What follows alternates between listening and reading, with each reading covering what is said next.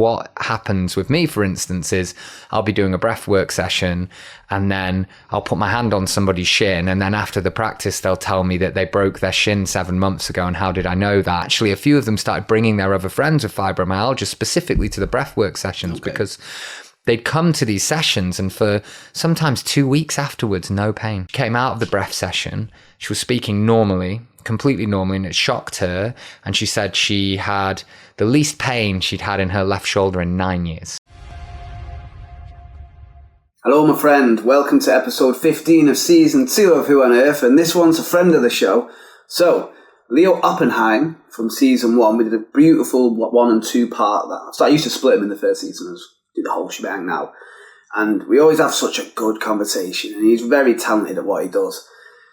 Everything he does, he always puts his all into it. He's that kind of guy. And I thought, well, now we've told your story, a little summary of Leo, let's just have a chat. Let's just see where it flows. Let's see what comes up. You know, you're about to have a child, you've just met a new partner, and you've been to India now, and all these cool stuff will have happened, and your life will have changed. I can tell you're different already.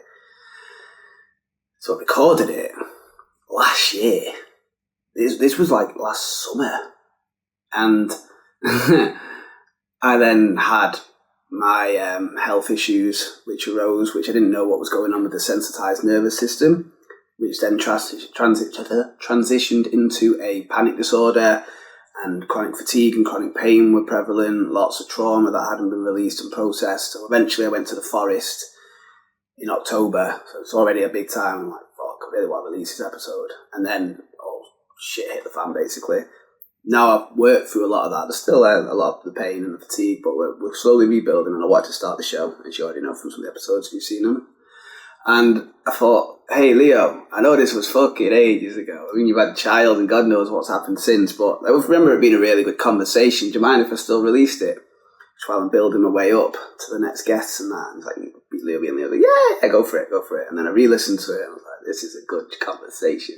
So I'm going to get pretty much into it. If you do want to check out the store on Meditation with Michael, remember we got the Dream Healer, which has got well, I'll tell you what, there'll be an advert coming up to it, but if you like lucid dreaming, vivid dreaming, restful dreaming, hello. And then the Agua de Florida Aura Cleanser as well, lovely little spray. So they're on the Meditation with Michael store, but we'll do an advert and we'll put it in the links. Also, I'm really I used to be a salesman, so I've got a bit of PTSD here. I don't like selling stuff anymore. I like just telling you about something. So this is Who on Earth. The show is about sharing people who just, their passions, their obstacles that they've overcome, the characters that I meet are, in my opinion, beautiful and wonderful. And if you agree, just give it a like, share it with a friend, and maybe subscribe so you don't miss others. I'd appreciate it. It'd mean a lot to me because I'm done with that 9 to 5. I'm committed to this. We'll see where it takes us. We get more cool people like Leo on the show where I've got more time to do it. Anyway, enough of that. Anything else, Michael? No. All right. Enjoy the conversation. Peace and love. So, thank you for coming back on the show. Friend of the show, Leo Oppenheim. If we all remember him from season 1. If you haven't seen them, we split it into 2 parts because we went deep, but this one's just going to be a full... Let's see. We'll see. How long have you got, audience? We like to talk. But before we do talk, could you just give us a little something to drop in with, maybe? A little meditation, maybe? Absolutely. Yeah, why not? So we can just drop into a really simple meditation. And this meditation is just to draw your awareness to the different layers of yourself and bring all of your presence into this space. So you can just begin by grounding into a seated position that suits and serves you. Just taking a soft and full breath in through the nose and a clearing sigh out.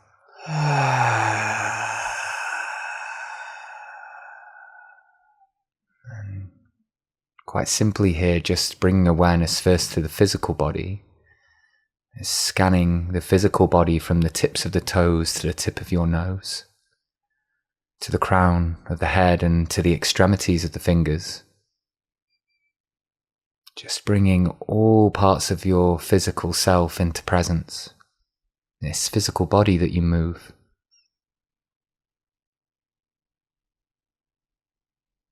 Now shifting your awareness to your energetic layer, Perhaps first, without judgment, noticing how your energy levels are in this moment. And then maybe, just maybe, drawing awareness to the subtle energetic layer on the skin and within. This energetic layer that you sense.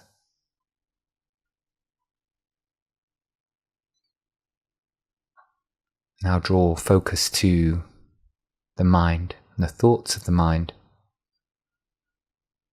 These thoughts merely like passing clouds drifting in and out of your peripheries.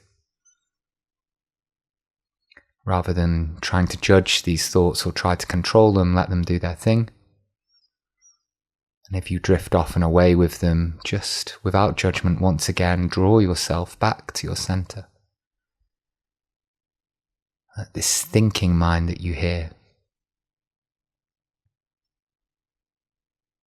And finally, just noticing what emotions sit within you in this moment. No emotion, good or bad here. Every part of you welcome here. This emotional layer like water.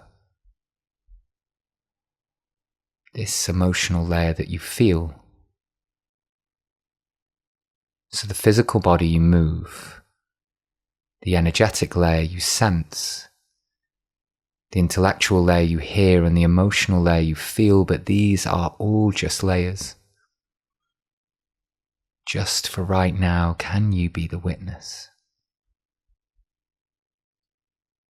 It's calling all parts of this physical self to this moment. Calling in all of the elements, the earth anchoring you from below, the ethers pouring deep intuition from above, the element of water, your emotions, fluid flowing, the element of air, the air of your breath, air of your thoughts, the fire that lies deep within you. That kindling, becoming a fire of discipline, of focus.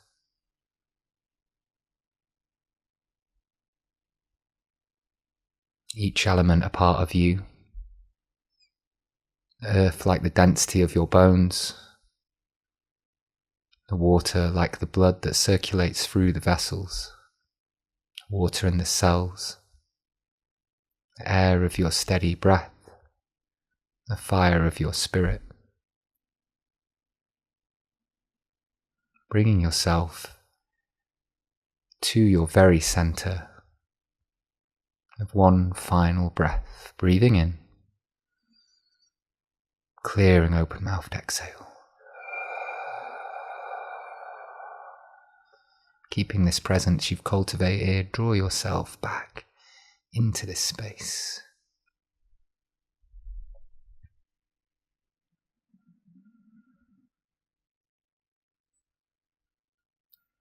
You can allow the eyes to open if they're not already open.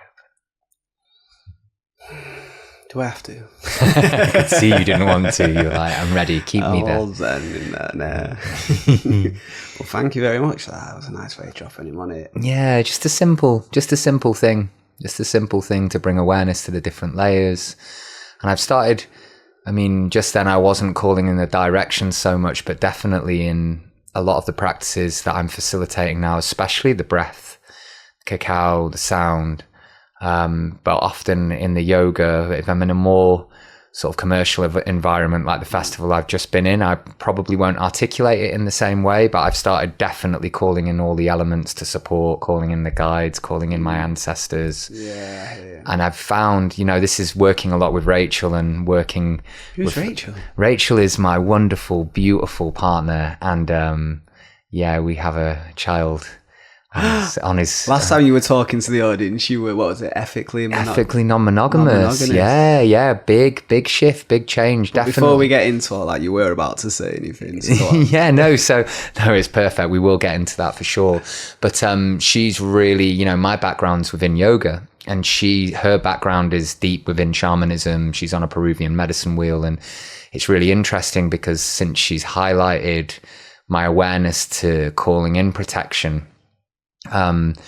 I've had a lot less illnesses and a lot less issues that I believe I was having through energy transference from breath sessions. So rather than letting it, say, fall upon you like water on a duck's back and it just falls off, you're taking it in. There's something I've been very aware of. Yes, yeah. And what's really interesting, actually, within shamanism, they talk about how you can only really absorb the energy from someone else if there's a mirror there. So if there's a mirror, if their trauma somehow... So energetic match. Energetic match, yeah. And then you can take it on. I mean, I'll tell you a little story actually from while I was in India, because that's where you were about to go and we just squeezed you in. Yeah, just before I went away to India. But one of the things that happened in India, I met this beautiful mother and daughter. They were so lovely, and they kind of like almost adopted me like a stray dog. They were like, because I was just like barefoot, hoofing around, like really like literally staying in rooms that kind of looked like prison cells. But I was so happy, so blissful to be completely liberated of my identity, of my facilitator identity, by all of these things. Was it difficult as well, though? Oh yeah, 100%. That liberation, that butterfly looks pretty, but the caterpillar, that's not a word. Have you seen the caterpillar? The caterpillar had to dissolve its literal bones to become that butterfly and break its way out. Oh, 100%. It's not just, look at the pretty butterfly. So it's not, look at the pretty Leo. No, I for sure had an ego death when I was in India based on that. Like of identification, the identity that I had, I was working within while I was in Manchester, let's say, while I was in Manchester before I went to India. I was, head of yoga and wellness at Block. I was managing the 4 studios at the time, one in Manchester, one in London, all of the yoga wellness team, working with them, mentoring with them. I was teaching 14 classes a week there, was teaching festivals and events every weekend, was really very active as a facilitator and very much in the community. And then, actually one of the main reasons for me going to India was to learn how to receive. So we can definitely talk about that a little bit more. But back to this experience. So this mum and daughter, they're really lovely people. And they said, oh, look, we'd love you to come for dinner with us, come for some breakfast. And I started hanging out with them a bit. The daughter was a yoga teacher as well. She's based down south, lovely lady. And we were practicing together a little bit. And basically the mum had fibromyalgia. And she talked with a bit of a stutter, and a lot of it was radiating from her left shoulder, and it was that severe that she could, like, at some points when it was very painful, she could barely speak because the stuttering got so intense. And anyway, they'd been really, really lovely and really accommodating with me, super, super friendly. And I said, look, I'd love to offer you a breath session, because I knew from when I was at Block, we had a few people coming that had fibromyalgia. And this style of... people who don't know what that is. Fibromyalgia is like a nervous system condition. So it's like real, like deep pockets of pain in the nervous system. Kind of quite difficult sometimes to diagnose and explain, almost a bit like ME, where people would almost go, oh, is it even a real condition? But like deep pain in the nervous system, and some days like inability to have mobility because the pain's that bad. This is my understanding of fibromyalgia. Obviously, I'm not a doctor, but from my experiences... That's not what you told me last night. Yeah, but from my experience of working with the with the people at Block, it's amazing. And actually, a few of them started bringing their other friends with fibromyalgia specifically to the breathwork sessions, because they'd come to these sessions and for sometimes 2 weeks afterwards, no pain. And so I was like, this is really good for nervous system. And then when she said that to me, I said, look, let me see, let's do a session. We'll do a breath session. Did a breath session with her. She came out of the breath session. She was speaking normally, completely normally, and it shocked her. And she said she had the least pain she'd had in her left shoulder in 9 years, right? And it was like, wow, this is amazing. Brilliant. I woke up the next day and I had a frozen shoulder for 3 days. That's mad. Agony and a frozen shoulder, and it was the same left shoulder. So some kind of transference. Bit of a coincidence, isn't it? There? Bit of a coincidence, especially as well. I wasn't like doing loads of like physical activity that day. There was no, normally you would. No reason. No, normally you'd go, okay, well, maybe you've slept on your left. No, I sleep on my right side. Okay, well, maybe you did a really strong. No, nothing on that day could link it. apart from that breath session. So that gave me a bit of awareness with that. And then I think definitely, doing some workshops in India with the breath and kind of getting a bit of a deeper insight with energy, because I was collaborating with a woman who was a sound therapist that had quite good awareness of energy. And then being with Rachel and her background has really, really shown me that it's super important. And it isn't even from a place of scarcity. It's from a place of like, how do you be that conduit in that space where you're neither above or below, but you are supporting everyone in that space, feeling held enough where they can drop into the practices. Like, I don't believe I am fixing or healing anyone. I don't believe anyone else is fixing or healing, right? And I believe that is a misconception of the spiritual path and the wellness journey. Hello, ego. Yeah. But it's supported. The attachment to I have now got an ability Yeah. to become worthy of your love. Yeah. Let me give you this ability and heal you is something that is... I've even had it where, like, because I've started being able to meditate to the point where I can feel your energy. And look, I hear Manchester Party Boy still in here somewhere. And he hears me saying that. So I'm not that guy who isn't aware. Like, when I'm saying I can feel your energy, that's mad for me to say. But that hasn't come from me doing any energy training. No. It's only meditation training. Yeah. I've become so sensitive, so attuned to my own frequency. Yeah. Well, I can tell when something else is there. But then if you're also sensitive, and they both meet, like, I can't believe the sort of, like, people are crying in my arms, and I'm like, what? I just meditated with you. Yeah. And they were like, no, I felt your qualities. And rather than it being like me and you, I'm over here dealing with my stuff, you're over there, we deal with it together. Yeah. I literally feel your energetic situation, but as you said, it can only be felt if it's mirrored. Yeah. So I feel it mirrored back to me as I would feel it in my body, and how I have habitually trained my body to react to that. They feel that quality, but it's not hierarchical. I feel theirs as well. So they think I've done something. I did nothing. We did it together by just being present and letting God essence touch it, letting awareness, conscious awareness, because I believe presence is the divine masculine quality. Yeah. And presence is actually the container for the moment. Yes. Once the moment is contained, there's no absent father. Yeah, but also not like the prison guard trying to find a naughty sensation. It's also not the strict father. It's just the father that holds a child when it cries. Yeah. But then the mother feels safe to come in, which is unconditional, divine, feminine quality. That unconditional love goes to the fractured, fragmented, childlike parts that we have, which happen because we didn't learn how to feel a feeling. Yeah. And therefore, we parent ourselves. Divine masculine turned up, the father, presence. The mother turned up, divine feminine. Yeah. And therefore, unconditional love went. And all you had to do was pay attention objectively. Yeah. But doing that whilst you're doing the energy work with people. Yeah. But that has to be a habit. You can't keep remembering to protect your energy. No. And this energy's is the fluid, thing. It's constant. So the second you forget, well, it's interesting though. I feel like it's becoming habitual about that energetic awareness and just starting and ending the sessions in the same way, opening the directions, closing the Very directions. Important to seal it. Open and seal. And like literally the thing is, I'm not someone that has like big visuals, like big visions, like deep intuition. You know, people have these big downloads. Oh, I see these colors, these shapes. I've never been that guy. I found I was searching for the machine elves. I used to. Love and when they didn't turn up and all I got was sensation. Yeah. I was like, what the fuck? This isn't what I signed up for. I'm wanting to see a film here. I used to get like that, and then I realized that we're all just operating in different layers and different koshas. But what happens with me, for instance, is I'll be doing a breathwork session, and then I'll put my hand on somebody's shin, and then after the practice, they'll tell me that they broke their shin 7 months ago, and how did I know that? And it's not that, it's my consciousness having intuition and going, okay, well, I've seen this vision and I see all these lights.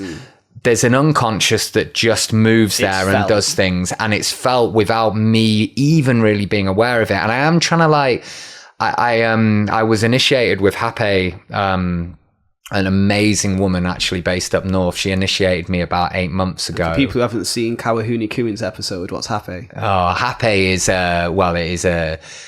ceremonial shamanic tobacco, and it is in powder form, and then it has different plants in it depending on where it's come from, and also the different tribes that work with it plant or place different intentions into it. And so the medicine can have completely different effect depending different on barks, different herbs. Yeah, exactly, which can have different effect. And again, each different person will have a different effect with them, just like what we were talking about with the mirroring. I believe is like some people will be like, this happy is incredible, other people it might not resonate with them so much. But the mint one, well, yeah, wow, that's, and I'm not saying it's mint, like I'm like, oh, that's mint, the one with mint in it, literal with mint in it, that's the one which is just, for me, that's the one. It's something about doing it with the mint, it does that fresh. It's quite the thing is, it's interesting with hape, right? Because it's a very, very masculine process. It's a very sort of penetrative process, and it goes up your nose. That's a good word, actually. It is like penetrate, and then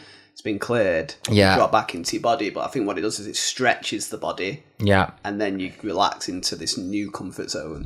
But you have to do the stretching, and some people get discombobulated by the stretching. And go, oh no, not for me. But it does discombobulate. But you have to let go of control. You have to, or you'll be sick. But then in being sick, maybe, because when I had my initiation, I was really, really. Okay, and you're back in the room. We were experiencing technical difficulties, gremlins in the machines, but we've figured it out and we can get back to, I think we were talking about hape, weren't we? We were, yeah, and it's a really interesting plant for me, actually, experientially. So I've been working to try and like cultivate more intuition, but without being too attached to the idea of it actually occurring, you know? I'm manifesting that, but I'm not having expectation of it. And also it's not coming from a place of me needing to cultivate that intuition to facilitate or to know more, or all of the stuff that we were talking about previously, how the ego, when you're working in these realms, can kind of push you towards being like, oh, I really want to be more intuitive. I want to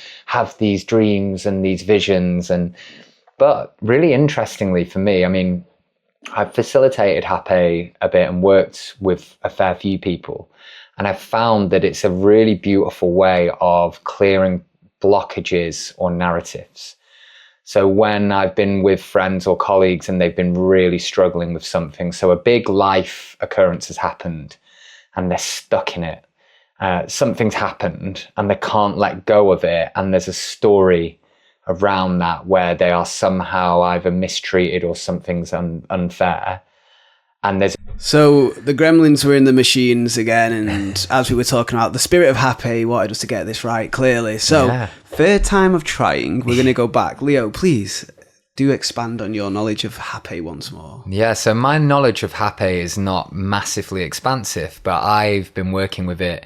I was initiated about 7 or 8 months ago with it, and that was a really big process. And when you're initiated with hape, you have 7 doses over a period of a few hours in quite close succession, and it's very large doses. No wonder you were sick. Yeah, so I was. And often when you're working with these initiations with the plants, you do have a very intense dose, or you're working with it in a very intense way so that you form a deeper connection with that plant and with the spirit of that plant.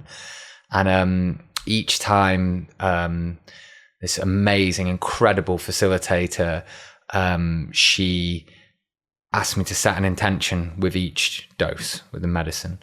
And I think on the third one, I set the intention to work into the wounding on my masculine side, my masculine lineage. You know, knowing that my partner's pregnant, knowing that my partner's pregnant with our boy, really wanting to kind of clear that line. And I was so sick and I was so ill for a good 15-20 minutes, and it showed me that I think in a lot of the yogic path that I've taken, a lot of the process I've done within myself has been working into the feminine and the feminine wounding, you know, and the wounding from my mother's side, the wounding that lies within me that is reflected out of me. And I feel the masculine side has been neglected. So that's been the path I've been taking. And yeah, recently, I think hape is hape or rape, depending on where you are in the world, because people call it a different thing. It's a spelling, isn't it? Yeah, it's different. It's different. It has an unfortunate spelling. Yeah, it does. But basically, I think I see it a lot where people are abusing that plant and they don't realize it. I did. Yeah, I was speaking about it with you, and I think it was my old. I always have an addiction. I know I have an addictive personality. ADHD traits, is it? Yeah, me too. And, absolutely. And for me, I found this ceremonial way of doing it, non-abusive way of doing it. Brilliant. Yeah. Let's do it again. Yes. Yeah. Let's do it again. And of course, again. And I see it a lot. I saw it in India, actually. I saw a lot of beautiful men, like really, really lovely guys, but they were in this thing of thinking it was their meditation and their daily meditation. And actually, I think even in the indigenous tribes, quite a few people I've spoken to who have been parts of those tribes have talked. Yeah, but they've also talked about it being a problem there as well, where it's like, okay, you know, I'm using it for hunting now. Now I'm using it to relax at the end of the day. If you give it that, sacred. And it's the same with ceremonial cacao. You know, we'll go on because we were talking about that before. Yeah. So I'm doing a lot of work now because my partner, she's a cacao ceremonialist and she trains other people. What's your partner's name? My partner's name is Rachel. We'll call her Rachel. Or Sasha Mama Medicina on Instagram. You can call her that. Call her Sasha Mama. We'll call her Rachel, and she's. I want to get on the show, by the way. I think she'd be. Should we let her have a baby first, maybe? Yeah, and then I think, and then I can look after the baby, and she can come on. But she's got beautiful insight with all of this. But you know, she trains. I was actually working. She allowed me to jump on one of the trainings that she's done. She's done 2 trainings now where she's taken people through the process of connecting them to the plant. So she's facilitating. She's facilitating teacher trainings now. And the cohort that just came out, I went down to London with her for the final initiation with her London team, and then we also did the one in Manchester, and it's amazing the process that everybody's been on and the conversations and the community that's been built. But I really have this belief with these plants that you honor them, that you really honor them, and you're not getting into a process of using them as a mechanism or a tool. Like, I am going to use this. It's the new mum and dad, the new religion, the new government, the new partner, something outside of myself that's going to fix it for me. Yeah, and also like, I'm going to use this plant. I'm going to use this medicine. No, you are connecting with that spirit, and that spirit gives you the insight, and you are blessed to be being given the insight from that spirit. And interestingly, with the Hape, I definitely would say at the moment I've been working with it. One of Rachel's teachers, I spoke to him about the masculine side of my lineage, had a bit of a healing session with him and some deep conversations about my family line, because I could see things in the masculine side of my family are very interesting at the minute.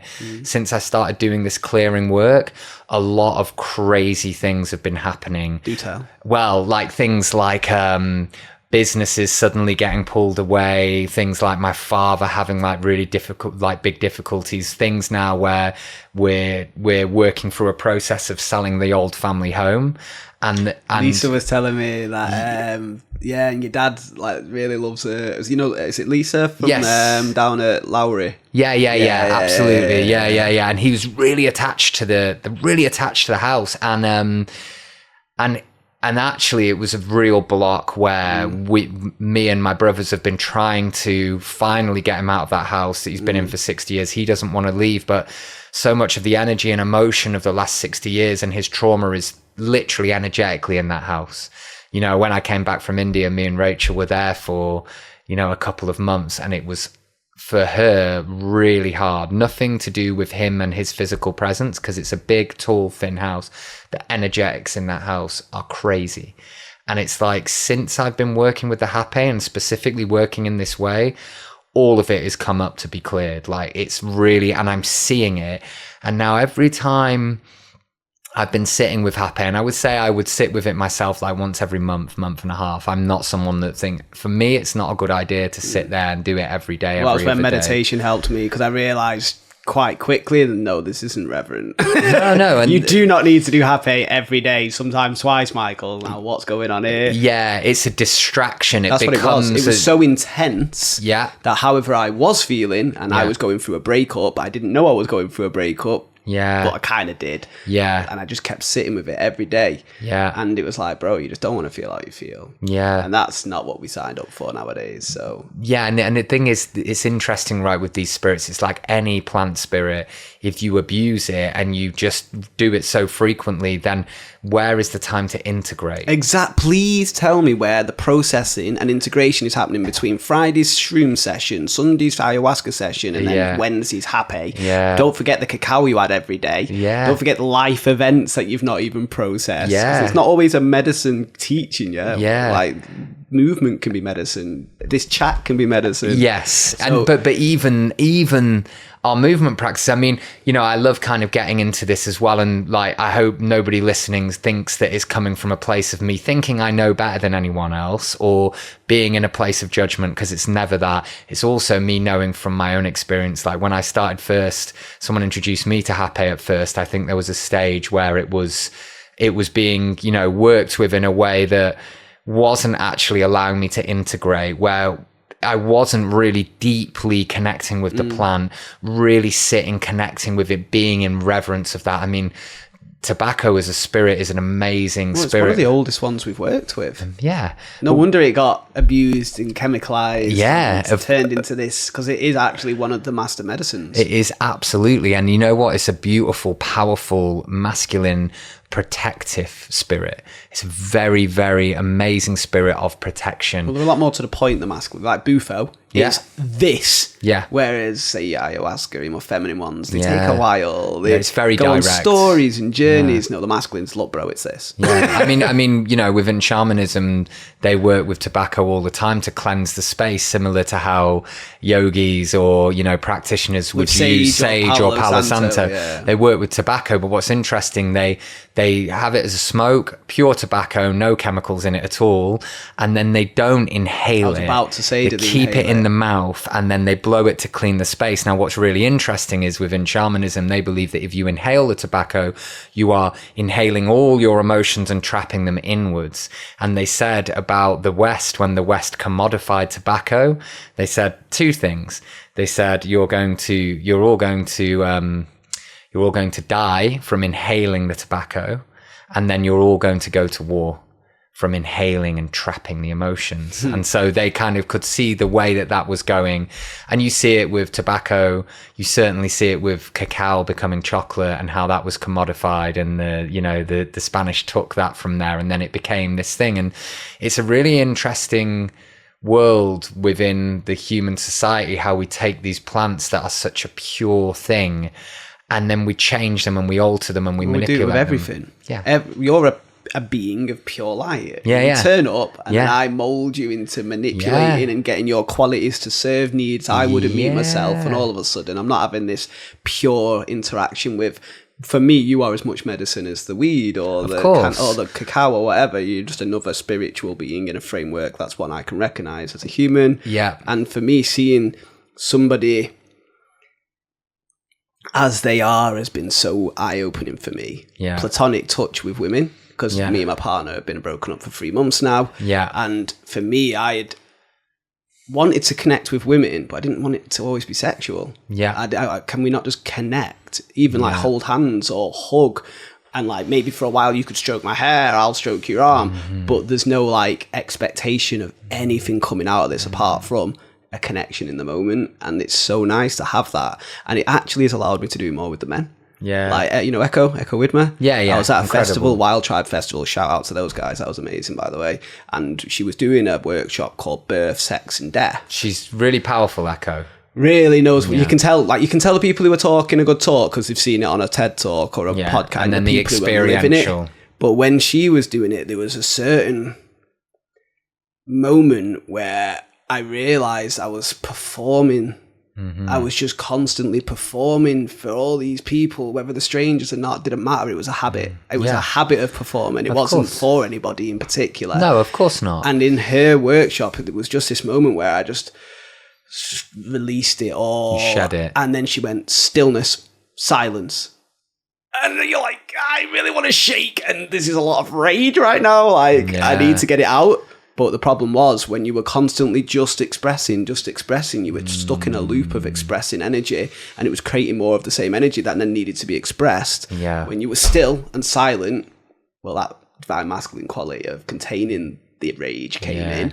And what was the rage? Nothing but a big brother for a vulnerable bit that was trying to speak but didn't know what to say. So the big brother of anger turned up. Yeah. And once that had been expressed by being felt, because you don't have to express it, it can express itself to you internally. You've got God essence that can hold the finite with ease. It's infinite.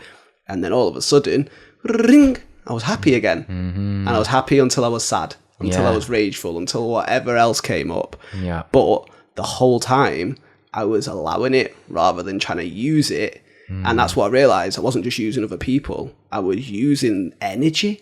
So say I felt a certain way on this energetic frequency that I liked. I'm now going to generate any scenario which will recreate close enough to that energy frequency, which my body then translates as sensation. Yeah. And funny enough, your mind then translates that sensation into thought so you can understand what the body's trying to tell you. Yeah. And I realized all that in one moment. And the stillness became easy because I got to find out who I really was. Yeah. It started to speak, my body was speaking to me, and I just was too busy paying attention to everything around me. Well, of course, because our society is a society of distraction. Our society is a society of our attention span becoming shorter and shorter, and also the influence of the external sources being constant.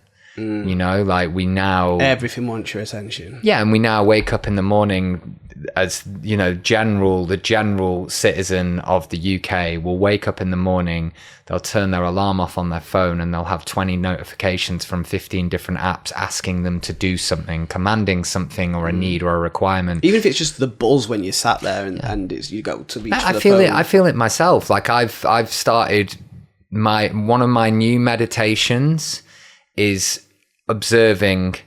becoming meditative in the sense of observing as soon as I start that process of scrolling on my phone. As soon as I'm in that, and that's my new meditation. Well, meditation is that divine masculine quality being present. You can do that whenever. You can do that whilst you're not being present. Yeah. Does that make you can be present or not being present? But it's the catching that spiraling of the presence being lost. But not like the prison guard. No, not That's like... really important. It can't be found him. Get rid of him. It has to be the loving mother. What's wrong, darling? Yeah. And then the thing is, it's like, how do you do all of this stuff without being sharply judgmental towards yourself? And also, it's the same with all of these, you know, for me, like the social media side of it. Okay, I have awareness of these things. I have awareness from my own experience. It doesn't necessarily mean it's right or wrong. My experiential side of things will see things. How do I come away from judgment and come into discernment?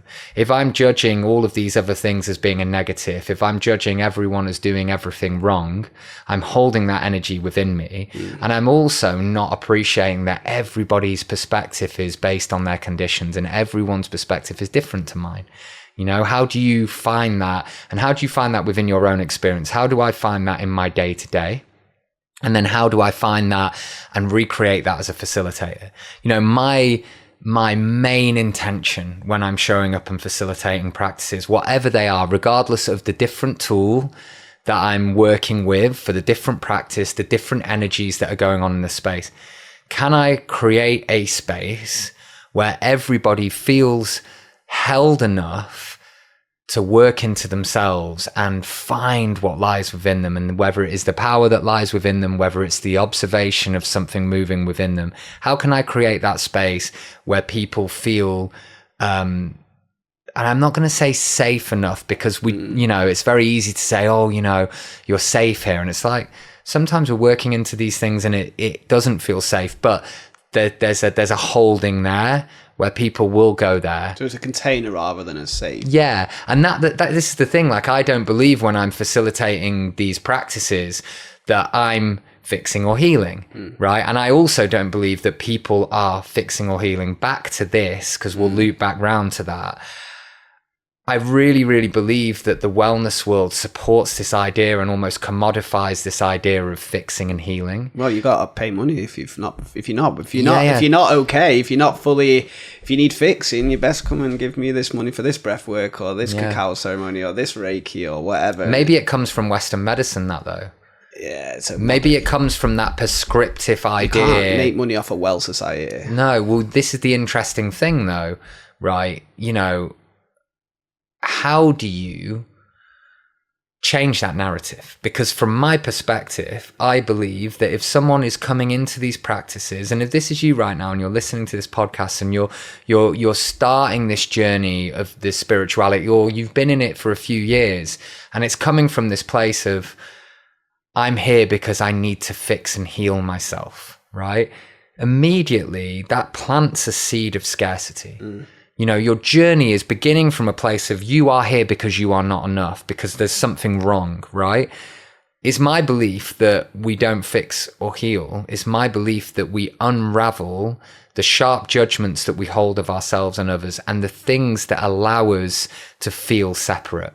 Well, then you also get to see why you had those judgments, because those parts only ever came in to protect the whole. Of course. So why? What's the judgment about, and what's the perceived lack? Not necessarily that it's there, but perceived lack. Perceived lack. I like that expression of it. I heard something the other day. Is meditation doesn't fix your life. No, it just fixes how you see it. Yeah, and that's what you're doing. You're reframing the moment, and that difference between exactly the same thing happening, but you seeing it from a victim point or an empowered point. Oh, this is another obstacle. Another opportunity for growth. Same scenario, different way of seeing it. Everything's according to your conditions, but your conditions are based on your perspective.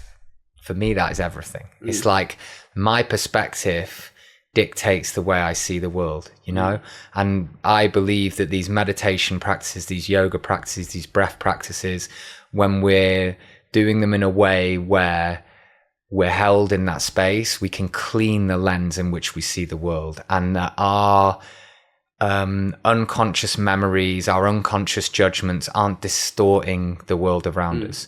If I within me have a lot of anger, sharp judgment of myself, I will find that in the world. I will find things in the world to pick apart. Okay, easily. If I have a practice of gratitude, and I've been able through meditation, through these different practices, and again, like, it's really easy to sit here and say this, right? And then you could easily go, oh, well, these other people, well, they're not doing these things. I am privileged to be in a place where I have had amazing teachers and inspirations that I've connected with in this existence because of my timeline, that have allowed me to have this perspective. And it only works for you. Yeah, and it only works for me. Like it's we were not that it's before, right. The teacher thing doesn't sit well. It's hierarchical. I know more than you. Come to me if you want. And I'd said to you, didn't it? You'd be a breathwork guide. You'd be a yoga guide. I'd be a meditation guide. I found some stuff out. It's helped me. Do you want to see if it helps you? Yes. Here you go then. By the way, I've got to pay some bills, and I spent some time building this knowledge. Do you mind an exchange? Well, also, though, it is also my firm belief that if you are someone that is, because I've definitely been on this road before where I've been in full bhakti, devotion, full seva, full service. I'll give everything to everybody. Then the alchemic, energetic exchange is not there. And you do that enough, and then you aren't actually... It's some people believe that you are actually building negative karma when you're like, I'm giving to everyone all the time, and then I am not allowing myself to receive. And the other side of it is in the Shiva Shakti energies, the masculine and the feminine, right? If I am always holding space, if I am always in service, if I am always in devotion to everyone and everything else, I am not allowing myself to receive. And actually, from my experience in India, and my primary reason for going to India was to learn how to receive. Like, I realized this within myself. I was like, okay, you are not allowing yourself to receive. And for me, I firmly believe for you to receive, you have to let go of control. You have to let go of control. The anahata opens up when you let the door open and you just let the energy flow in and out. That's been a big one for me. And you let go. I don't know about you, but I can physically feel how it feels to be closed and open. And it almost feels like hands are like this. And then they let go of the cliff. And there's a vulnerability there, being in that trust, being in that yielding. And the thing is, I see it. I've worked with so many teachers at Block. It was beautiful. I was working with so many teachers, and again, not in a hierarchical place. My job was to manage the yoga studio and the yoga and wellness there, but I never ever saw myself as above or below those facilitators. And, this is what I love about one of my teachers, one of the facilitators I have had the luck and the blessing to be in space with, Dharma Mitra from New York, is he does not believe he's above or below anyone. He says, hum sa so hum sa. I am you, you are me, I am that, I am. Yeah, I and I, exactly. And that for me is like, because that man, if he had gurued himself, which he definitely could have done with his experience, with his lineage, which is what he brought to the world of yoga, he could have easily put himself in the position of one of the yogi greats. And I'm, again, not here chastising the gurus of yoga, but he chose not to. But he chose not to because he is grounded in the belief system and the principle that he is neither above or below. And this is why, I love it when I love to facilitate breath in a circle. I love to articulate that. I am neither above or below you in this space. My feeling is I'm there. What I'm trying to do is create this energetic space that is held. And then every single person in that space is creating the collective consciousness. It's all of us. You're a conduit. Yeah. All right, I'm maybe the conductor this time. Yeah. Composer, going this way, but none of this. If I'm doing this in an empty room, I'll still have a good laugh. Yeah. It's this Friday. I've got an ecstatic dance on because I do those liberation dances at Transmute in Northern Quarter, and I had a thing at the start because it was new, where not that many people are turning up. Yeah, and I'm only good enough if I save the whole world. Oh, but did you know there's another world around the corner that you've not saved? It's just a constant of needing. So how about the fact that one person is a myriad of universes make up that one person? Yeah. And that's enough. Yeah. And that's fun. Yeah. It doesn't have to be like, a little question as well, like, how do you stop these things becoming a chore?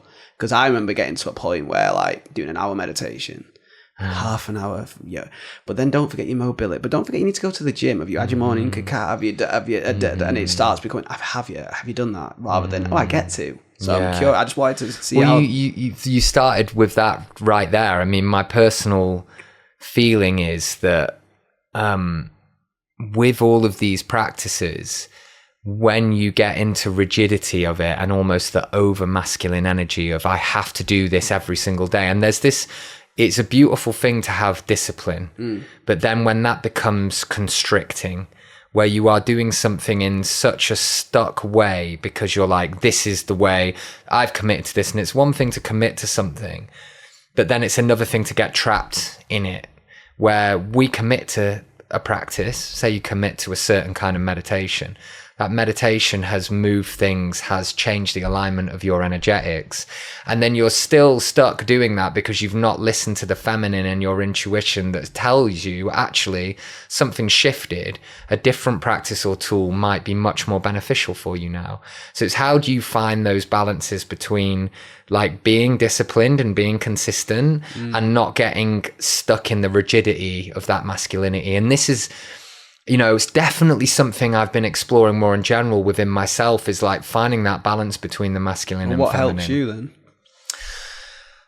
Cultivating the intuition, like really cultivating the intuition. I had a thing with yoga years ago when and I was working with Lululemon. I was an ambassador with them, and they were like, set 21 goals for 2021. I mean, even the idea of setting 21 goals at New Year, January the 1st, and I would never ever set goals at January 1st. That'd have to be wake up, eat. Yeah. You know what? I would never set that now anyway, because I don't also believe in New Year. I mean, I know we had this conversation on the last podcast, but spring's my New Year. Working with the seasons. It doesn't make any sense to start your New Year in the death zone. No, and like one of my lofty ambitions was I'm going to practice yoga every day for 365 days. I wondered how that was going to go. And I did that, right? And then I loved it so much that I was like, I'm going to keep doing this. And a year and a half in, I was like, what am I if I don't practice yoga today? Oh, you're not a good yoga teacher. You're not enough. And that had become my hook. That had become my addiction. And by the rigidity. And yeah, I was getting a lot from the practices, but then I was so stuck in this validation. And that's the tricky part, is when is your ego taking like sneaking through the back door? Because the ego will always try and find its way back in at points, and you'll think, oh, I'm in this beautiful place. And you've always got an ego. Yeah. You're meant to have an ego. Yeah, yeah. Why do you think it's ubiquitous between the human race? Yeah, yeah, of the course. issue is when you don't realise that you have an ego. Yeah. And you think you are the ego. Yeah, Because yeah, the ego's yeah. attachment to beliefs and ideas, which you need a healthy attachment. Don't punch that person in the face. Yes, Yeah. That's a good attachment. Yeah, yeah. Don't walk in front of the car. Good attachment. Yeah. Don't leave that person even though they're horrible to you all the time. Yeah.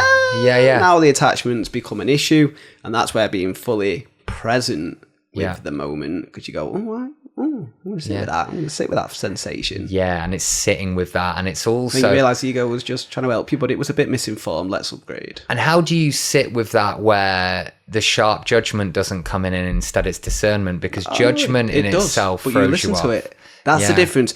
Judgment comes in. Why do you think we all have judgmental parts? Because they're very fucking helpful. Yeah. We judge a situation based on the pros and cons. Why wouldn't that be helpful? The issue is when we then take action from a misinformed place of judgment. I need to judge that sketchy looking guy on the street who's got a knife in his hand walking towards me looking a bit fucking chaotic. I need to judge that. I need to weigh that shit up. People think judgment is a bad thing. No, unconscious judgment. So bring conscious to the judgment. What's really going on? I'm telling you, mate. What happens then, though? Because I don't believe that is called judgment. I believe when you bring consciousness to judgment, it becomes discernment. So you think judgment is the shadow side of discernment? Yeah. Okay. I think judgment is the unconscious taking over. And I think when we can see a situation and rather than judging that person as a good or bad, getting into the good. You've attached the labels of good or bad there. I could have just said, I'm judging to whether to see if they're dangerous or not dangerous. Or you got to get more specific. People are so lazy. Okay, well, that's good. That's bad. I can get into this with you, though, That's where your ability to use dialogue, to use the words skillfully, because the clumsy as fuck. What is clumsy? That's not a word, see? Clumsy as fuck. Yeah. And what's your association with that word as well? So we need to make sure we're my thoughts and articulating well. So my thoughts and feelings with this is, as human beings, we've left the process of animals. Animals use their instinct and their intuition for survival. Our thinking minds... Do they, though? I believe they have... You don't think they have any ability to remember something happened once? Yes. And avoid it in the future? Why is that cat scared all of a sudden of humans? To an extent, to an extent. But I also believe that fundamentally, their intuitions and their instincts, as well as their intellect, are a lot more at play than human beings are. Yeah, they're not analysing it with rational thought. No. Using... It's more of a... No, it's not. But what I really... It's muscle memory more than... Yeah, okay. But what I believe then as human beings is that the intellect has become... first of all, our tool to sense danger. So the intuition has dulled, I believe, in our human society.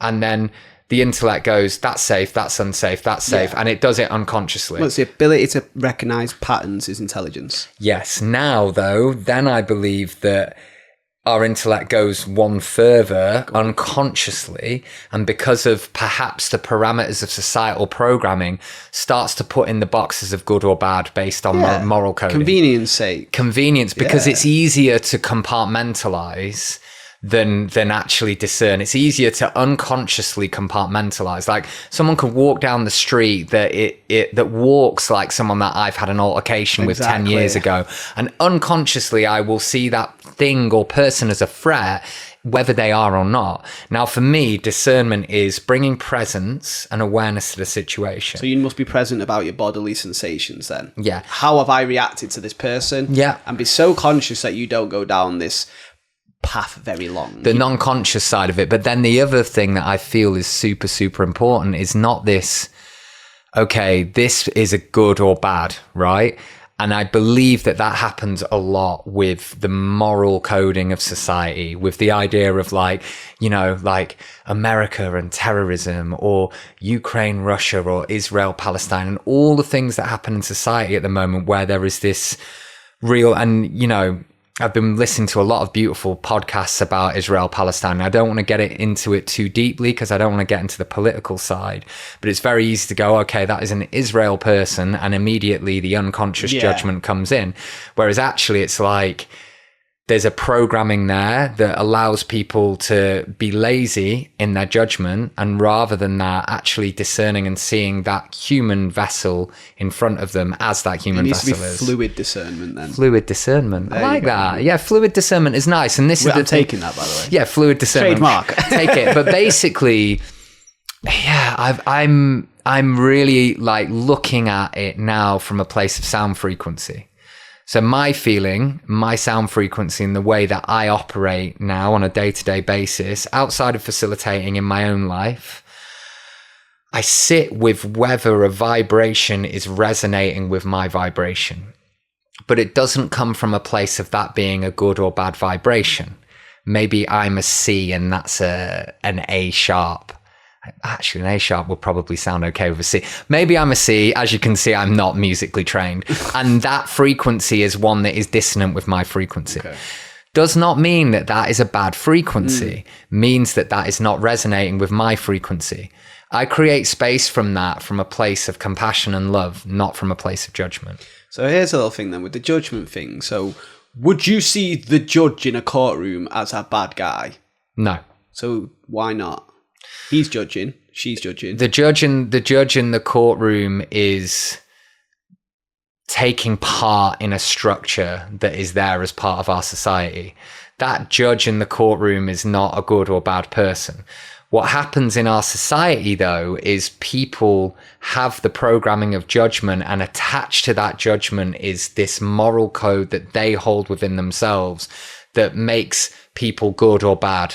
Not just different perspectives, different conditions. Could that not be just the same, though? So he basically uses his knowledge of the law, which is what the humans say the law of nature, and what we've decided is right or wrong. Yeah, same thing. Yeah. And then he decides, she decides based on evidence, whether guilty or not guilty. We'll swap that out for right or wrong, good or bad. Yeah. What's the difference still? Well, he or she is doing an occupation there, right?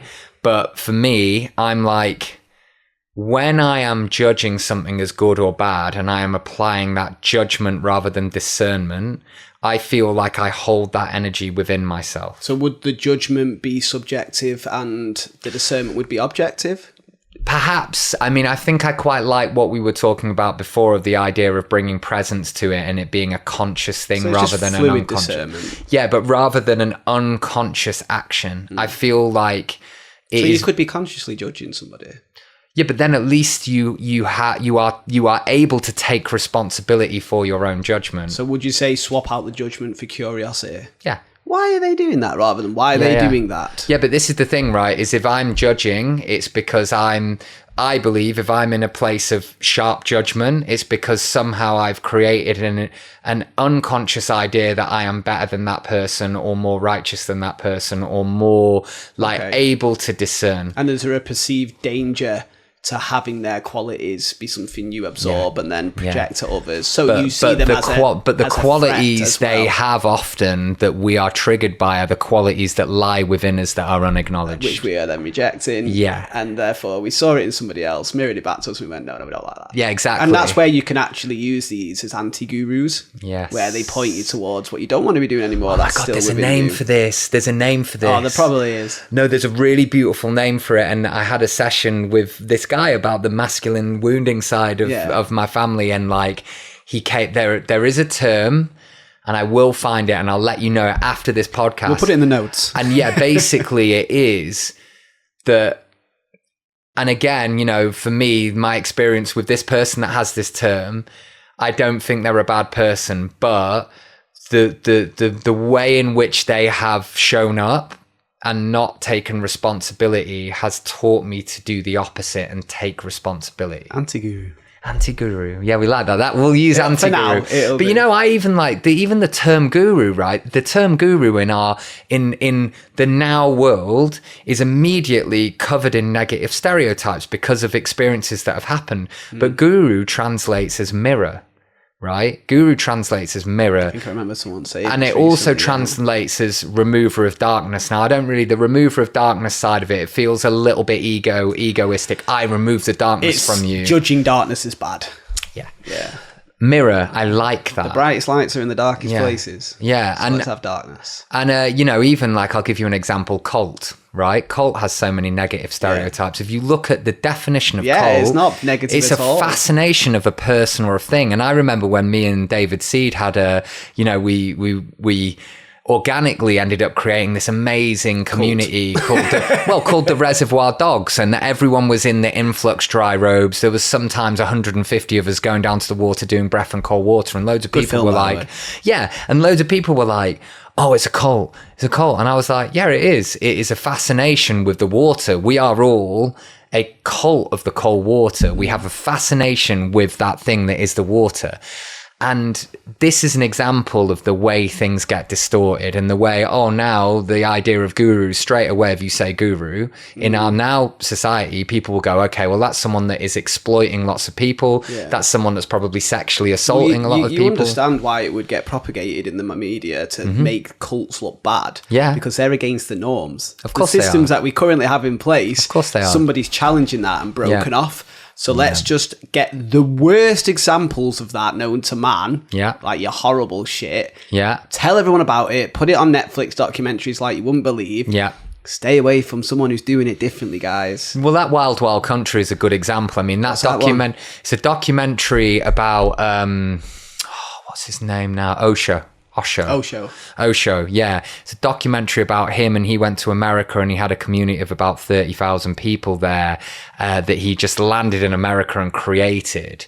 And obviously, all the townships and things around there didn't like it. It literally got to the point of weaponry happening on either side. And I think that... He got proper villainized, didn't he? Yeah, now this is the interesting thing, right? He got villainized, and there will definitely have been things that he has done that are not ethical, right? But this is an idea, this is a good example, right, to use of this idea of judgment, right? I could go, okay, Osho he is a bad human being, so I will not pay attention to any of the things that he has put out. Anything he said, nope, bad. Take the teachings out of the teacher, right? I've done trainings where there was someone on that training that had the school, and I won't name it, had the school, and actually I felt my discernment was like, not sure about this guy. He had amazing, beautiful teachings within him that he shared with me, and I can take those teachings and teach them from a place that is my experiential perspective. But again, my experiential perspective, I am not better or worse than anyone. Well, serial killer could know not to eat animals. Yeah, of course. Wait for it to be a weird thing. Yeah. No, but this is... It doesn't mean you go, oh, well, a serial killer thought it, so I'm going to do the opposite. No, you don't throw the baby out with the bathwater. Yeah, but this is the looping background to well, this that's where getting into, like, say, just one religion, one ideology. Oh, well, you best believe everything that's in it then. Yeah. Don't worry about that stuff. Yeah, but it's the danger, I believe, of this idea of the sharp judgments of good or bad, right and wrong, rather than I understand that I am the way I am as a result of my conditions, of my perspectives, of having the privilege of having coming into contact with people that I believe are beautiful conduits of different medicines and different practices.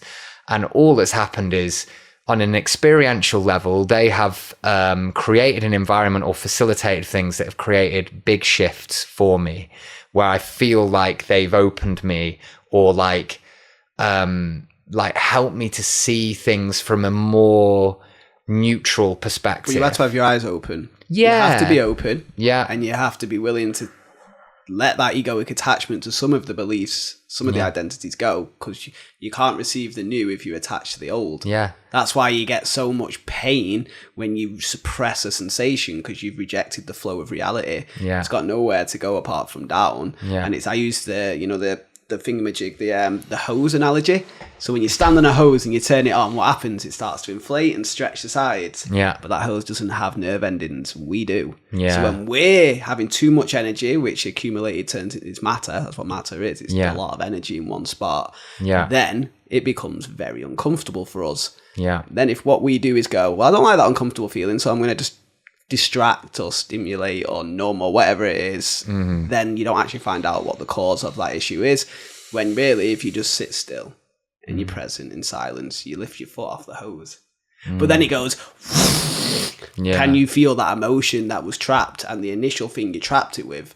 And that's what it was all about. You were only ever meant to feel it in the first place, not as a universal prod with a stick as some victim. No, as, no one else gets to feel this unique moment within me. Only I get to feel the sensation as it presents itself in this moment. Yeah. And it's my judgment of that sensation that is blocking it from being able to go on its merry little way, pure little energy. It's just trying to go on its merry little way, this signature frequency. Going even like, trapped in a framework now. Because we just didn't like a sensation. We weren't trained how to feel. All this fucking work about this and that and all these literature coming out of our asses. Everyone doing podcasts like we are. Talk. Do you know how simple it is? You sit in stillness and silence with a sensation without anything but just a curious, patient mind. Yeah. And you watch a show. That's what it is. The universe going on inside you is giving you a show. Would you ever watch a film where nothing went wrong? No. A show where there was no adversity, no moments of growth. It was just really nice. Yeah. Who the fuck would want that? So why do you think your soul would want that show to watch? It wouldn't. Yeah. So embrace the fact that humans were meant to feel pain. They were meant to feel suffering. Your children were meant to be in a moment of suffering. And if you take that away from them, they'll never learn how to suffer skillfully. No, you're denying them the wisdom of that suffering. So you are doing it because you can't handle seeing your child in a state of suffering, or your partner, or your mum, whatever. And yet, that's your you stuff. have weakened them. You opened the cocoon for the butterfly so its wings never grew strong enough to fly. And now it falls and gets eaten. So why don't you just hold the presence and let them come up with their own answers, which, by the way, 90% of the time they fucking do, if you're just in stillness, not trying to give them answers to solve this current situation through the judgment of it being bad. And that's, again, like noticing back round to that conversation about how we depict and see the world. That is the internal dialogue of where I believe there's a judgment of good or bad rather than a discernment and an allowance and a curiosity. Like, you know, our Western world is really good at talking therapy. You know, we're all so great at talking. We all do all the check talking. Everyone's Instagrams. We're fucking on it. Talk all the time. The somatic side is like really neglected. And I believe that... You know what you're doing when you're talking, don't you? Yeah. You're projecting thoughts. And if you're thinking, you're not feeling. Yeah. That's why an ecstatic dance, the first thing the awkward people try and do is talk. Yeah, of course. And you go... Da, da, da, da, da, da. Yeah. How does that somatically want to release? Yeah. How does that uncomfortable feeling that's trapped within you right now want to express? Yeah. And that was one of the most uncomfortable things for me, was movement in that way. Okay. Yeah, movement before the breathwork training I did. Wow, any kind of movement like that. Anything. I was skating, slacklining, fine. I'm in my element. I'm in my power in that way. But I always thought that I was an awkward mover and had a belief system that I couldn't dance. And, you know, wherever that's come from or wherever parts of childhood that's come from. But that judgment had trapped me in an inability to explore. And that's a beautiful way of putting it. Yeah. It's trapped me in that inability to explore and be curious. This rejection is stopping you actually opening the door and seeing what's inside this particular framework of energy that's coming through you. And it applies to everything. Like, this is the thing. I'm like, in my mind, I'm like, how can I cultivate a mindset of non-judgment, discernment and curiosity? How can I show up? And this is the other reason why as well, you know, I had it many times over the, you know, last few years, Black Lives Matters, the other political things coming in. I've had a lot of people directly messaging me on social media platforms saying, you need to be speaking about this. You need to be doing this. By you not doing this, you are not a true yogi or true yoga teacher. And I'm like, it's not that you have your cause, you have your purpose, you have the thing that energetically you are, that's where you want to put your energy and passion. And beautiful, right? However, my passion and my energy is involved in creating environments where people can find the truth that lies within themselves, not me imposing my idea of what is a truth onto them. Not my ideas of going, this is how you show it, this is how and you know, goes back to being a guide rather than a teacher. Yeah, exactly. And in turn, I mean, the yamas and niyamas in yoga changed my life. They are such beautiful principles that when I learned, the person who put them across to me put them across in such a passionate way that they became, for me, they resonated, they vibrated so beautifully within me that became the framework that I existed from and has been fundamentally under the surface. That does not mean that I'm right and someone else is wrong because they don't work in those principles. Because there's two paths up the mountain. Two paths. Doesn't mean that path was wrong, does it? Millions of paths up the mountain. Infinite paths. But infinite possibilities should get this is my path, and so this should be your path. And that's like, okay, so... That's because you're not sure about your path still. You're still not sure. Does that actually get me to the end? Can you just make sure it does? Yeah. And it is also like, I need you to be on board with my path. To make sure... to validate and also to kind of validate me that I'm right. And it's like this, for me, it's this unraveling of being right. It's this unraveling. How's that been for you? Because that was a defense mechanism of mine. My mum loves to feel safe. Like you can see how clean the house would be or how neat and tidy everything. That's huge, like to the point where it's like causing a stress. Yeah. That's been internalized. Yeah. So where like me needing to be right was actually me having a fake sense of control in a world that terrified me. Love that. Yes. So actually it was accepting that Voltaire phrase, all is for the best. Yeah. And also... all is for the best. And if you accept in that moment and have faith, that's one of the words of the year, faith, all's for the best. Yeah. I promise you cannot see the infinite slice of the pie. You can only see yours. Yeah. So... have faith. I promise you something out there is looking out for you. I think that's why when you say protecting your energy and you're bringing in the ancestors, I really didn't sit well. That didn't sit well with me for a long time. I just had some weird block to ancestral things and spirit guides and angels of course. Animals. I kind of like the animal ones. Me too. No, but me... zoology, but... yeah, but the animal ones is less of a... I think that was less intrusive. It was... I could sort of look at the qualities of the animal and go, right, I get what you... But when you start bringing Archangel Michael and all that, but yeah, it gave me a sense of like when I just entertained it. I realized when I got rid of this judgmental mind and I was discerning it and going, that's worth looking into. This person I respect suggesting it. Yeah. And then it was like, I kind of got some good messages from that. Yeah. Whether it was a spirit guide or not, I guess something in that moment told me what I needed to know. All right, so I said I'd tell you a little bit about you for herbals, eh? So the Dream Healer. It's cool, this one. So this one, if you know, you know. We've got the blue lotus flower, which the Egyptians used to love. Like lucid dreaming, it also calms the nervous system. You've got mugwort from this land, England, if you're watching from abroad. Bobinsana bark from Peru. And then rose petals to give it a bit of a gentle vibe. And then Bobby the Forager. Absolute genius. Imagine Walter White from Breaking Bad, but he's gone into the wellness community instead. And he says we don't put no poison with our medicine, and he's absolutely right. So we use apple cider vinegar, organic apple cider vinegar, and then a little bit of agave. And you have this before you go to sleep. And you like lucid, vivid, restful sleeps. And if you work with it for a while, because some people aren't sensitive to it straight away, it gets real interesting. So yeah, the Dream Healer, if you want to get onto that, it's on the Meditation with Michael store. I'll put a little link for you. And then we've got the Agua de Florida spray. Yeah, man. Again, no poisons, so no alcohol is in this. It's all organic. We have like witch hazel rather than alcohol and such and water. And then he's made, Bobby again, Agua de Florida ether spray. So we've got the ether drop, the ether spray. Well, I mean, I can't make you smell it through the camera, can I now? So I'll take my word for it, but it's nice. So if you want one of these, feel free to go down to the store and we'll sort you right out. You'll be helping out a local business with local people. And you can go into the dream world, which you spend 8 hours a day if you're lucky doing, and then get your aura all nice and cleansed. Alrighty, till next time, peace and love. Yeah, and whether it's a placebo, and whether it is even the placebo effect. You know how powerful that is. Mate, the placebo effect, I find it really fascinating how Western medicine explores the placebo effect. And the placebo effect fundamentally proves that we can change the framework of our existence with the power of our thought and the power of our words. I can't charge you for that, shut up. Yeah, but back to this. I mean, it's interesting that you talk about Archangel Michael, because again, this is something where my lineage is within yoga.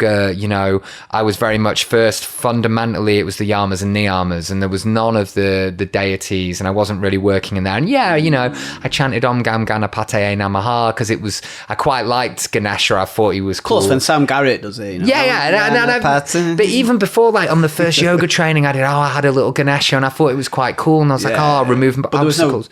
But I really believe, like, I genuinely believe, like, you know what the term abracadabra means, right? Well, I thought it meant, and here's your bunny. But go on. It means as I speak, so I create.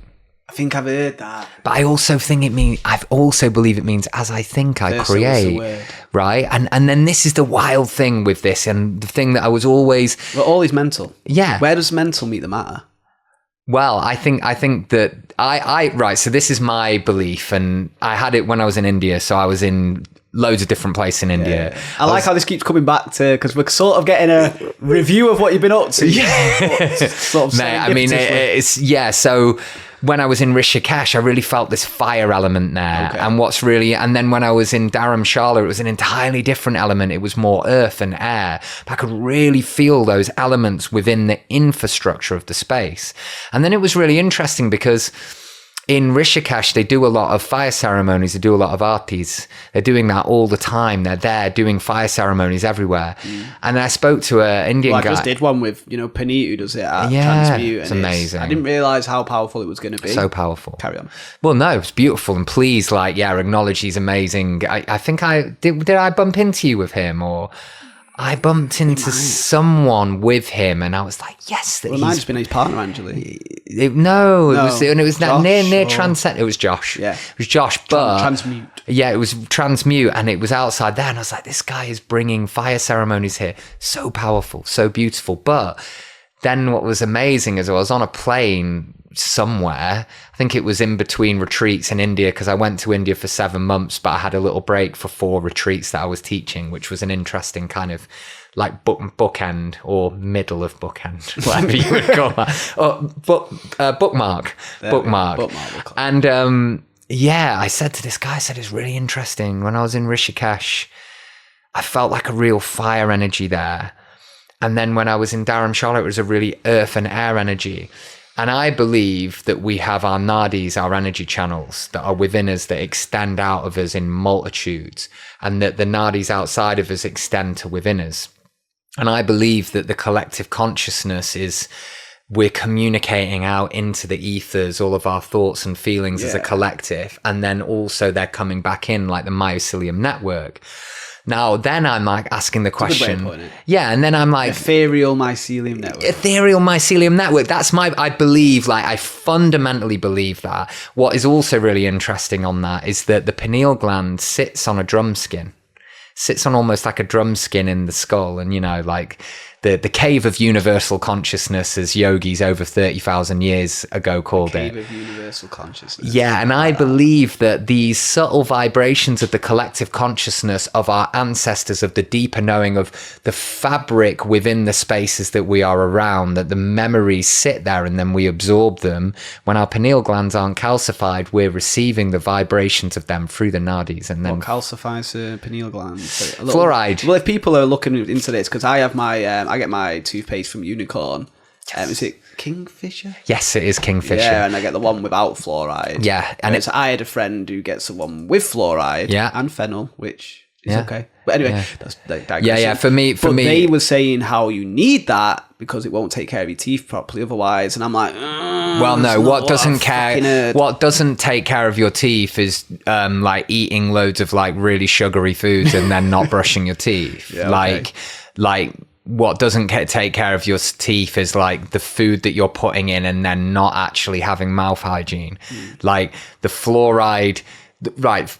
For me, from my perspective, even if fluoride improved my teeth by what else it's doing is too much. Even if fluoride improved, like took 50% of the decay of my teeth away, that is not negating what it does scientifically to your pineal gland. If you look into the science of fluoride... it's not guesswork. We're not woo-wooing you right now. No. If you look up, I mean, like... Because me and you, I feel like we do like to have that discernment. We don't like... I'm not one of those... I like science attached to it. Yeah. It's been proven to me repeatedly. I'm not going to blag you and say, oh, yeah, you should do this, and I've not tried it out. So that science is just a repeating of patterns. Experience, and the thing is... And wisdom's knowing what to do with that intelligence. It's interesting. So I have a bit of both here. I have the science side of it, and I also have the experiential side of it. If I do something and on an experiential level, I notice a shift in me, then I will share that from a place where I don't say this is right or wrong. Yeah. This is my experience. This was my subjective experience. My subjective We experience. have a similar framework. Maybe it might work for you. Yeah, like I always say, try it. Try it, because really the thing is we are so caught up nowadays in the science of things, right? I'll give you an example. I have a Kangen. I've had a Kangen water filter for 15 years. I never bought it from a pyramid scheme. I bought it off eBay, right? I didn't go and get involved with that whole thing of promoting it and doing it, but I've not even heard of it before. Right, Kangen is a reverse osmosis machine that alkalizes the water, right? Scientifically, science has said it does nothing. It's no good. It's not doing anything. It's having no effect. Our Western science has said that. Yeah. I was teaching at a hot yoga studio. I was fatigued all the time. They got this Kangen thing. I was drinking bottled water beforehand. They got this Kangen and I started drinking the water, and I immediately noticed a change in my energy. I immediately noticed that I wasn't fatigued after hot yoga, probably because of the electrolytes in it. But I also immediately noticed that I was like energetically feeling really clear, right? Okay. That Kangen machine then broke. I noticed my energy levels drop out again. And you don't think it could have been... Could have been placebo. Could have been placebo, absolutely. A year later, the cafe near me gets one of these Kangen machines, and they have a thing where they're like, if you buy a water bottle from us for £20, which was an 18 quid water bottle anyway, every time you come in, we'll fill it up with alkaline water for you. Very clever. For free, but very clever because you would buy other stuff in there. So it's like really good. Yeah, it's keeps like, you going in. Come to this event, it's free. Drinks aren't, food isn't. yeah. But you know what? Like, fair enough. Fair enough. Fair enough. But I noticed a huge shift in my energy again, right? We're 70 to 80% water. I really believe that the environments that we're in are very acidic in general, right? I believe that the city environment, the sound pollution, I believe that the lack of grounding, our lack of connection to earth, the stressors create acidity in the body. One of the primary causes of inflammation in the human body is acidity. And one of the primary causes of major illnesses in human beings is inflammation. I knew you were going to say it. Yeah. It's all Isabella, that, my previous partner. She's a nutritionist, and she's saying most of that disease is just coming from inflammation, which could easily be sorted out if you just identify what's causing it. Yeah, and this is the thing, like the Western medicine model, and this isn't, again, me bashing Western medicine. No. It has its place. Oh, it's done very well. It's the reason why they got rid of the rest, because it was that good. Yeah, it doesn't know everything. Yeah, but what happened, though, one of the reasons why it got rid of the rest, the other reason why it got rid of the rest is when money is involved and a pharmaceutical industry is involved.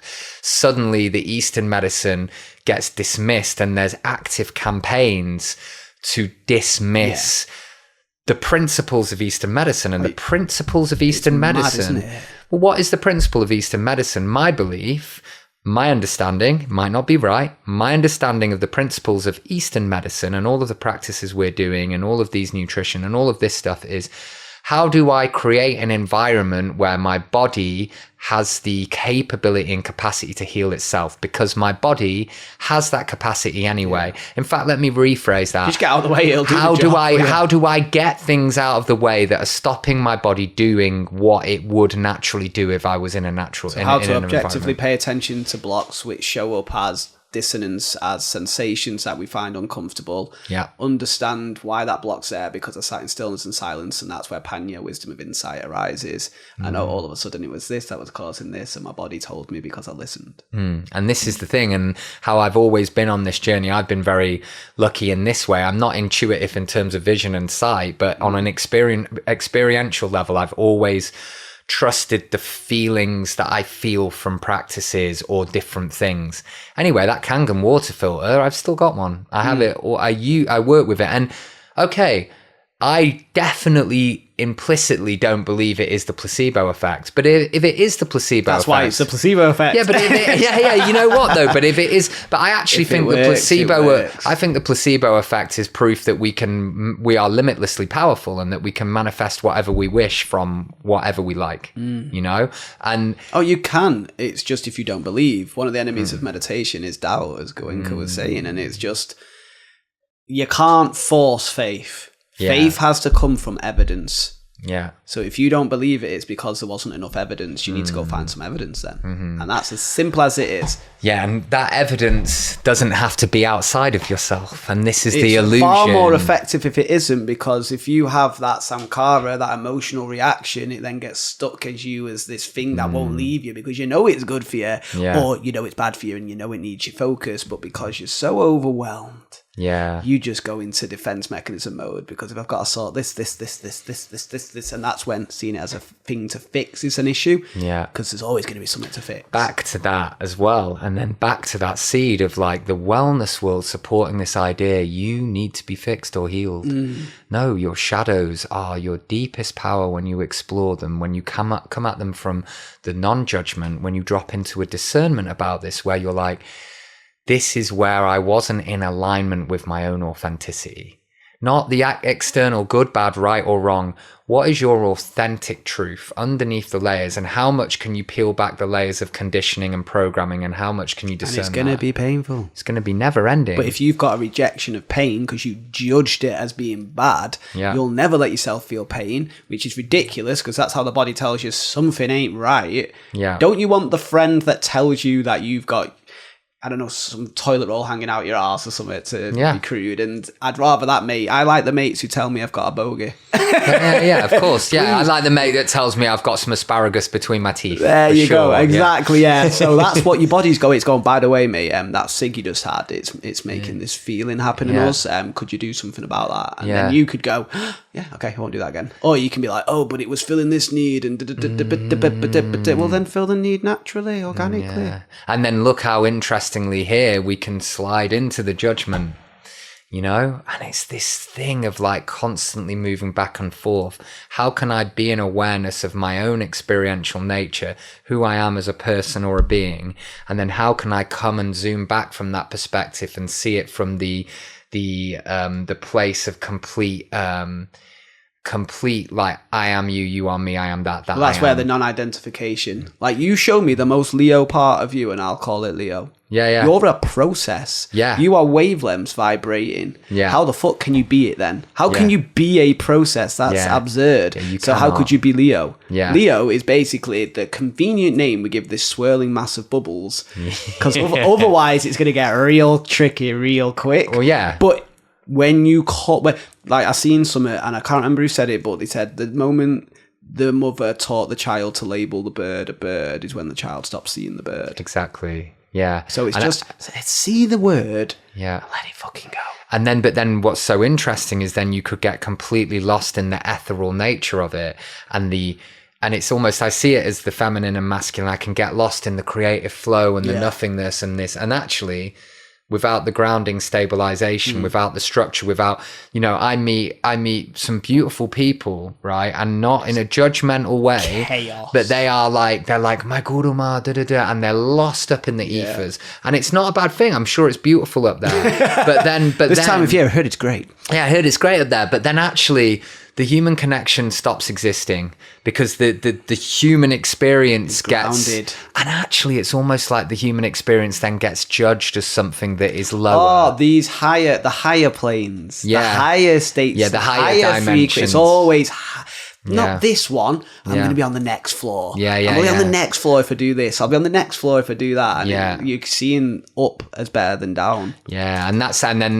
therein lies this, you know, as above, so below, and the illusion of having it all figured out, and really it's like we are in this constant you'll never loop have it figured out of peeling back layers, dissolving other layers. I have an identity. Have fun as well. Yeah, of course. Have fun. You know everything. Yeah. No, you used to know everything. You were a goddess. Yeah. And you decided that's a bit boring. Yeah. Let's have a fucking play. Yeah. Let's pretend I'm not a god for a bit. I'm Leo. I'm Mario. Why do you think I play games? Yeah. I like the limitations on those games that give me specific characters that I could never be without the limitations of the game. Yeah. But if someone starts going, Michael, you're not Mario, and I go, yeah, I fucking am. Yeah. Don't tell me I'm not fucking Michael, you need to eat. Michael, you need to drink. No, I'm Mario. I'm fucking Mario. All the sustenance, all my needs aren't being met because I'm fucking Mario. Yeah. So if I'm Michael, I'll do anything to protect that character. Yeah. And that character, if I look at it, even for a minute, whoever's listening right now, even you, who is Leo? Who are you? Go on, describe it to me. Well, I'm a constantly ever changing wave. You just are, of mate. consciousness. You're already too much, man. Yeah. You aren't even that. Yeah. Like, it's just no need to even label it. You just are. And and the thing is, in my life, I believe, or in this existence, I believe that all the times where I thought I knew who I was, the universe has done such a beautiful job of completely dissolving that for me. It's like, okay, I know who I am now. This is my purpose. I know what I'm doing. This is, I've got it all figured out, dissolved. Yeah. Every time in my life that has happened, or in this life. You just go, I'm Michael. Hee hee. Yeah. Little smirk. Yeah, I'm Michael. Look, for convenience sake, I'm Michael. Yeah. Just for now. I might change even. Yeah. You never know. But that's the archetypal energy I resonate with. I'd actually change my name if I felt something fit better. Yeah. I just quite like Michael. Yeah. It really fits well with who I am. And I don't know why. As a child, I always wanted to be different. I'd always look at the underdog. I'd look at the reserve goalkeeper. It was a weird thing where I always liked the one that wasn't the main focus. Interesting. Maybe it's I'm just literally thinking now that maybe that's because I was not feeling like the main focus, and therefore I was sort of seeing myself in those characters. That's interesting. Yeah. Don't mind now. That was all I needed. I love that. That was quite interesting, actually, how I just came up with it. Nice process. But I mean, really, coming back to, we're kind of expanding off in a way and then grounding it back. Where do we find that balance between having structure and things that keep us connected and grounded, and discipline, and in turn that container holding our ability to have intuition and faith? Well, I think it's the straight line of the masculine. Yeah. That's your framework. That's your presence. Yeah. Framework has now been created.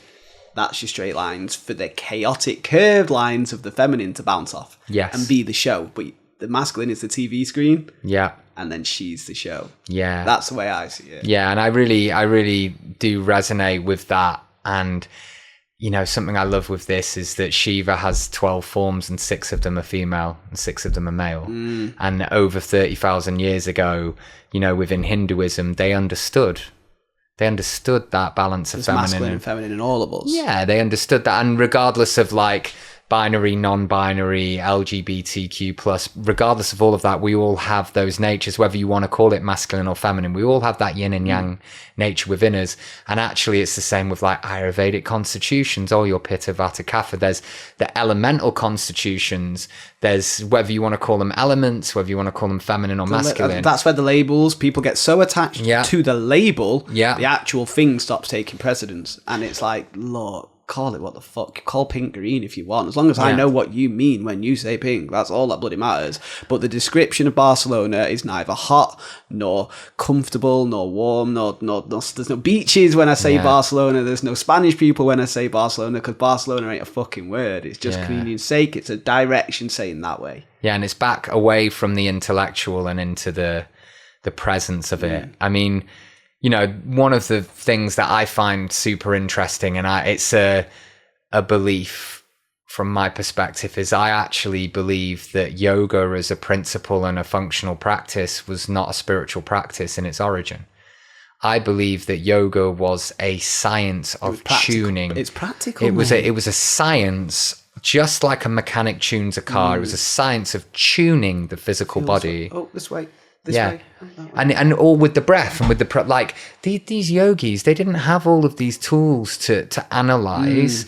They felt things. Felt it, and they felt, and they found these different kriyas and these different techniques that created the energetic body. Though I believe the yogic practitioners of 30,000 years ago, they were so in touch with their energetic layer that they could sense what was happening when they did sets of different things. And like a scientist, they studied and experimented within themselves.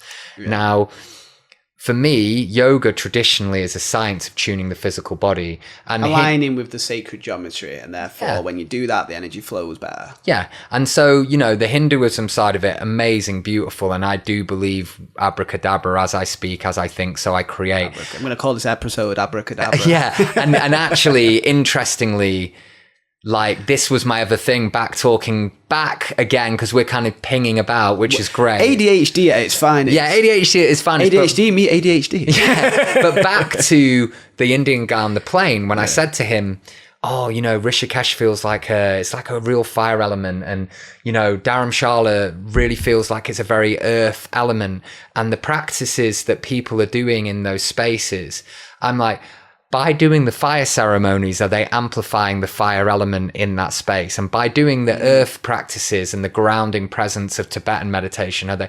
And he said a beautiful thing. He said, no, they understand that that is the element that exists in its magnitude in that place. In Rishikesh, the land itself is powerfully in the fire element.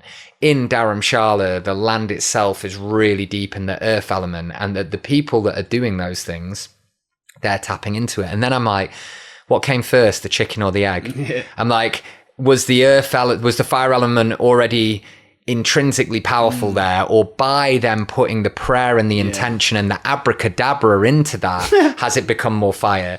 And then I'm like, with the deities, it's like, with the deities, does Shiva exist as a deity? Was he Adi Yogi that then transcended as a higher consciousness? Or, you know, did that happen? Or did people create that from their thoughts en masse and that mantra en masse and Om Namah Shivaya? Or is it both? And I believe it's both. I think it is. I believe it's both. Paradox is needed in a universe to retain balance. Yeah. I know it sounds paradoxical to say that, but it really is. It needs to be yes and no. Yeah. It needs to be up and down. I believe it's both. You can't have a dance if there isn't right and left. No. Do you know what I love as well with that, and what you're saying about paradoxical and polarity, is that Shiva in his, you know, when he appeared supposedly when he appeared in the Himalayas as Adi Yogi, and people said there's a man up in the Himalayas, and this is supposedly the origins of yoga and this story. And I always believe that mythology has truth within it. It's always got a hint. Yeah, it's always got, whether it's Chinese whispers and become a bigger thing on a basic level. Just don't take every word literally and fight somebody over it. Yeah, a man appeared in the Himalayas, sat in deep meditation, and people went to see, oh my God, this guy's been meditating for 2 or 3 days, he's not moved. And then from that deep meditation, he'd go into wild ecstatic dance for days at a time.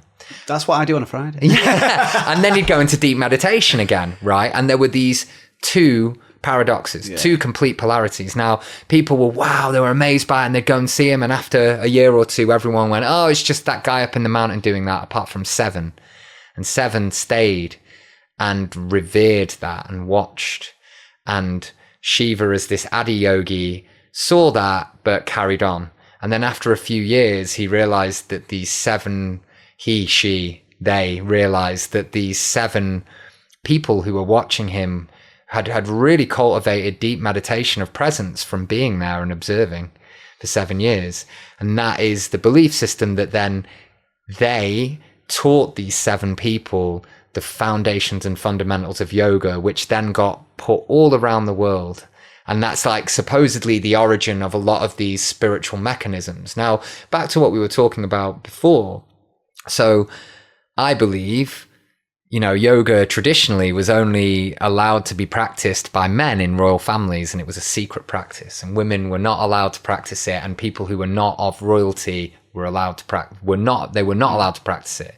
I believe it is a science of tuning the physical, the energetic, the intellectual, and the emotional. Now, when I believe that when we tune the physical, the energetic, the intellectual, and emotional, and we come into this sacred geometry and this equanimity, spirituality appears because we feel the presence of ourselves within everything, and the presence of everything within ourselves, and the boundaries of ourself and other dissolve. That's my belief. I believe that these practices, when we find, and all of us have different practices that will support us moving in that direction, not because we need fixing or healing, just because it's fun. Because it's Have fun. you ever danced because it's fun?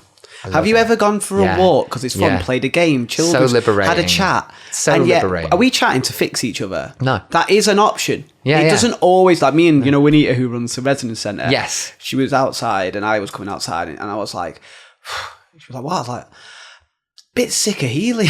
She's like, me too, it's fucking trauma this and trauma that. You're always going to be plugging the next hole in the bloody ship's floor. You just it's okay. And you know what, maybe that ship's meant to sink. Do you know what though, like the curiosity and being the witness of that and being not this I need fixing and healing, because that comes into this idea of I'm a good or bad person. No, we all are a multitude of experiences encapsulated in an energetic layer. So lazy. And it's like, like rather than the fixing or healing, the curiosity and the expansiveness of coming from a place where as we sit here now, we're enough. But we're curious and we want to be like children and open our eyes. I'd say if there was one thing to take from this podcast, bring in the curious and patient mind. Be like a child, though. Because if you're patient because you feel content with the moment, I'm used to feeling discomfort and I'm okay with that because I see the growth and I see the... No, just have fun with it. Yeah. Just genuinely witness it. Yeah. Watch the film and maybe at some point you'll be an interactive member. Yeah. I don't know why that has to need some other step. I do, because people will pay for that. People will give away power for that. And therefore they'll always be considered not good enough at the moment. Well, do you have what I need to be good enough, Leo, to feel safe and content? Because if you do, I'd give anything, because that's what any being in this scenario, this terrifying universe that we're in, will give away far more authenticity for safety. I'm just going to check the time. So there was about 18 minutes. So we probably got, I'd say, about half an hour. Cool. What time are we on? So we're on an hour 16, but we'd done about 15, 16 before the gremlins turned up when we started trying to speak about happy. So I'm mindful that you've been away from the show for a little bit. Is there anything you feel you've missed? I would like to touch on the fact that you're going to be a dad. Oh, yes, please. If we could. But was there anything else before that you felt like, I've been away and this was quite important, I want the audience to know about it? Yeah, maybe I've got one thing and then we'll go on. Okay. Then we'll go on for sure. We good? We can go? Yeah. Oh, amazing. Yeah. Beautiful. So, ready. I mean, actually, back to being in India and going away there, and I believe there was a train ride that I was taking to Goa after being at the Isha Foundation in Coimbatore and being at a number of different places and being on this yogic journey that in my mind, I'm going there to not be a facilitator, to not do all of these things. And I had these ideas and perceptions of my purpose and my reason for it, when really fundamentally, I think on an unconscious level, I was trying to learn how to receive, because I was not very good at receiving. I really, really wasn't that. I was always wanting to help and support other people. And I believe that there was a part of myself that was distracting myself from receiving. Because if you're helping everyone else, you'd have to pay attention to you. Yeah. And it is, I believe, also like a little bit of a sort of character trait of the facilitator. Say, I see it in the yoga world where it is something, and it's not, again, that it's right or wrong, but there was a part of me where I was like, okay, like, I want to learn how to receive, and also I want to be liberated of the structures that I've created and the identity that I've created, because the identity that I was in, managing Yacht Block and everything, it was a beautiful thing and people were really lovely with me and said lovely things to me all the time, but it was like, what are you without that? What are you when all of that is stripped away? And actually, like, it was quite like scary at points, suddenly having none of these. But naked. Naked, vulnerable, and also not having any of these anchors anymore. These anchors of structure. Oh, you're teaching. That's what the ego's doing. It's anchoring you in this. Yeah. Like, it's like, no, you're here. This is you. You're safe. Yeah, you're safe. Oh, you're teaching 14 classes a day, a week. People, people like. There's value there. People appreciate you. People appreciate you. And then it's like, okay, throw yourself into a different country where you don't speak the language, where you don't really understand the culture at all, on your own, put yourself in different places. And I literally just went there with no plan at all, because the other side of it was I wanted the feminine aspect, the faith and the intuition to lead me and guide me around there. And it was a really, really fun thing start happening. Really fun. Really to interject, I've just done two festivals where I was facilitating and one I wasn't. And in two of them, The first two, I said, because I was that guy, I need to know what's on, Yeah. what I'm doing from Glastonbury schedule. I was about to say 8 a.m. That was very optimistic. 10 a.m. to closing. I need to know what's on. Yeah. And then I'll be okay. And then if I'm missing something or someone's making me late or FOMO. the guy at the phone, I'm like, oh. Yeah. So this time I said, I'm not going to look for anything. If something falls on my lap or someone says, should we look at the thing? I'll have a look at the thing because they suggest. But I am just going where so much fun. Yeah, of course. And funny enough, everyone I wanted to see I saw. Of course you and did. if I didn't, I didn't fucking know about it, did I? Of course you did. Yeah, exactly. And, but then the third one, when I was working, I knew I had to be Well, you have those little points. And then because there was people like Ruben Yonton who we've had on the show, Echo Widmer, like these really fantastic people. Oh, I don't want to miss that. Oh, I don't want to miss that. And then and although I loved it, I did feel that sort of. And then how do we find that balance between both? Okay, well, I'll go and see Echo. I think I did it perfectly the other time. Yeah. I had a quick scan to see what was on and then didn't even look. I literally just went like that. I almost didn't even do that. Like, and I would ask, I would purposely say, "What are you doing today, Leo?" Yeah. I'm going to go see this person. Mind if I tag along? Yeah. That's all it was, and it was so much more fun. I definitely I might have missed some fantastic things. I almost definitely did, because there'll always be a billion fantastic things happening. But isn't that the let others enjoy that? Isn't that the beauty of the world, though? Is that there's always a billion beautiful things happening at any one moment, if you're right? looking. If you're open and you're grateful and you're able, but again, it is a privilege to be in that place where you can cultivate presence. Cultivating presence is a privilege. It's something you got to fucking earn. You've got to earn and work.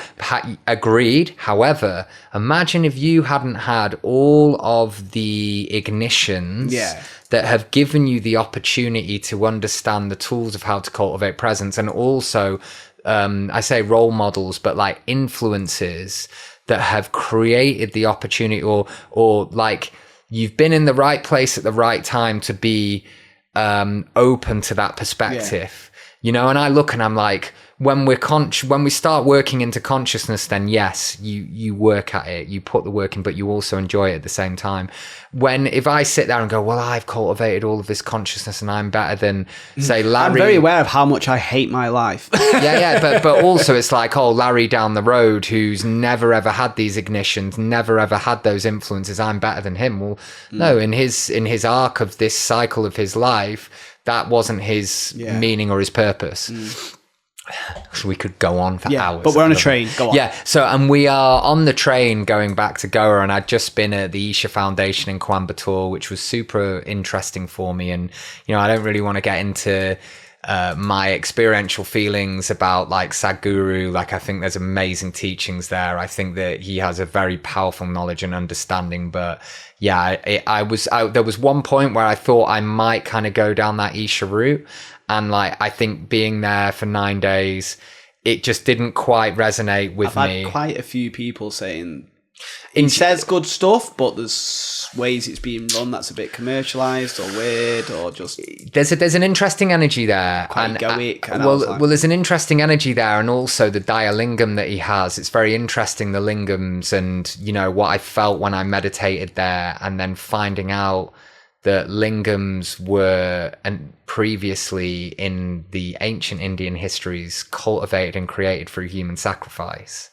And there's like a very interesting thing about how lingams keep energy, how energy gets stored in them. And I really think that he has a deep understanding of energetic movements. I really, really do. For me, being in that space for 9 days and being a witness to it, I can see the power of a lot of the practices that the people are doing there, and they're deeply, deeply powerful. But I believe that like my path, it just did not sit with that. I was like, and I see a lot of lost people ending up there. I mean, he has 8 million volunteers, right? And I see a lot of lost people going there, and he gives them, or the organization, should I say, gives them these incredible tools, these incredible kriyas that allow them to create energy within themselves. I genuinely believe that energy is being absorbed by the Dhyana Lingam there and being utilized for whatever purposes, whether good or bad, but that the people that are there are batteries. Matrix style. Matrix style almost. And the thing is, I'm not saying like I've met so many facilitators that have come out of an Isha background that are in different places in the world that are incredible and their knowledge is amazing. But I think people that are lost, they can get caught into oh, I need this person's teachings and I need to be close to this person. Yeah. And the tools even are when powerful. You say need, it's need. Need. It's not want. No, it's need. But even the word want in Latin means lacking. Okay. Even the word want in Latin means lacking. Choose, desire. Desire means from the stars. So I'm always aware, like abracadabra, I'm always like, what is my words? And I love learning what's behind it. But you can feel the energetics of the word need. That's why when you say need, everything literally goes, need. But what about want? I want. It still feels a bit... It's a bit pulley. Not as... No, it's not as. Need is more. Yeah. But desire is, and that means from the stars, and it's like almost a word of manifestation. It's a beautiful word. And also, the when people say to me, I need, I'm like, no, you didn't need this. You chose it, right? And by reframing even that word, what that does... really annoy my ex with that. Sorry, previous partner. Yeah, I've had that. Because I am like you with that. Yeah. Like, oh, you mean want? Oh, you mean desire? Oh, yeah. You've said that. And do you know why I do it? Because I'd love if you did it for me. I actually see that as a positive. Yeah. It's just how you do it. And this is the thing. It's like... I think I came across a bit Ross Geller. And the thing is, it's right... actually... and the thing is, it's interesting, right? Because our words... I believe are a vehicle for our intention. So I could say I desire, but I could say it in a way where my intention is of a negative. Your body language and your tone of voice mean a lot more than but the it's word. Still a vehicle. It still is. It's still a vehicle. 8% of how you communicate. It's still a big, 8% of your whole still being. And it's still abracadabra. It's still, as I speak, I create, right? But then, this like, I'm really... just aware of that with words. I'm just aware of that. But back to the train in Goa, right? Back there. We'll go back to Goa. I believe that at that point, after I'd come back from the Isha Foundation and I was traveling towards South Goa, and I had a really good experience at the Isha Foundation. I didn't do any of the programs. I was going to go and do one of them. Turns out it ended up being full. And I actually think that was the universe supporting me in being in my own direction, because maybe I wouldn't have gone in the direction I'd traveled had I done that first program. But I was on a train to Goa, and just before I got on the train at the platform, there was a load of stray dogs, and they were really beautiful, and like I befriended them. You love a good dog, don't you? I love a dog. Like I am, I believe... Everyone remembers the third guest that we had, the Sid guest, that was the last show. Sid is always there, and I actually thought he was my spirit animal for years, because anytime I did a spirit animal meditation, he was the only thing that was there. Actually, my spirit animal now, I believe, is a spider, and we could get into that. We could, but please tell us about the dogs. Yeah, so basically, and I met these dogs and had a real connection with them, and then got on the train and left them behind. And I had a beautiful Max Richter song on in my ear, and it's one from Ad Astra, a really expansive song. And I was lay on the train with this, and it was this feeling of completely untethering away from all of the parts of myself that had been there previously. And I cried, it was this like fear, but this beautiful liberation all at once. Like a beautiful sorrow. Yeah, beautiful sorrow. And it was actually, I look now, and that was like I'd let go of control at that point to allow the death of that identity of myself fully. And I was mourning and celebrating that all at once, and feeling this bliss and this joyfulness, but also this sorrow and this burying this whole part of myself. And when I came back from India, actually, and it's interesting what you were talking about with this structure in terms of festivals, I went to Medicine Festival. And I saw you there, didn't I? Yeah, you did. Now, that might have been when I first saw you again. Now, what's really interesting is, I don't know whether you noticed my energy there, but I was a lot more introspective than usual. I might have been... I don't think we really... There's so much going on. I don't think we spoke. Yeah, but isn't that interesting how we probably would have had more... But I literally had no plan for Medicine Festival. I went there, and I went with some of my friends from India who were beautiful. They were like, you can come and camp with us. I was like, no, I feel like camping by myself, and like really loved them and knew loads of people there and would float in and out of the cosmos of these people. But really there was this untethered nature of all of it, where I no longer, like when I came back to Manchester from being away in India, it was really interesting. A lot came up to process, and a lot of thoughts and ideas and a lot of stories and narratives and a lot of things that maybe people had been speaking about me without me realizing. And there was a lot of things that moved through where I was like, okay, wow, like there was this death of my old self. And then I came back here and there was a real, I had to have many, like, I didn't have to, I chose to have many conversations that were abrasive or tricky about this old version of myself. And the old version of myself was doing its very best at the time, but there were parts of me that were not in alignment with my deepest authentic truth, that had been pulled into, not for better or worse, but had been pulled into a way of moving that actually wasn't really on a deep level. Like there was egoic parts that were involved that I wasn't necessarily conscious of. And then at Medicine Festival, it was interesting because it was the first time in my life where I really felt this different energy, where I was like, I felt really introspective. I wasn't wanting to connect with everyone. I was actually moving inwards. And within that festival, many things came into my experience that were cord cuttings or dissolvings or finalities of things from the past that were still tethered. And they all came in that festival because I was in complete allowance of the flow. And then I felt this again, this second liberation of like more of being stripped away, more mourning, more dissolving for this blank canvas. And there was a real there was a parts in me that felt like angry or misunderstood that finally got dissolved in Medicine Festival.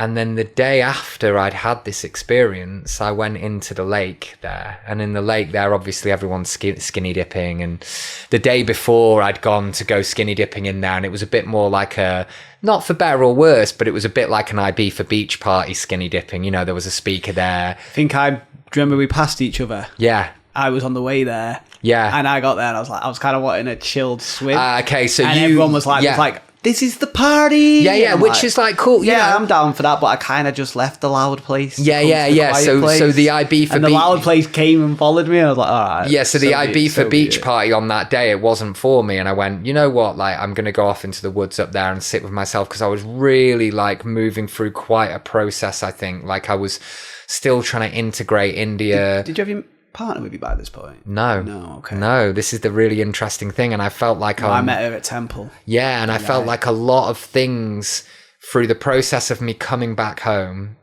Okay, I'll tell you one quick story. So I came back home and I had a very difficult thing where someone like posted quite intensely about me on social media on their stories in a very sharp way, and it was someone that I was not discerning.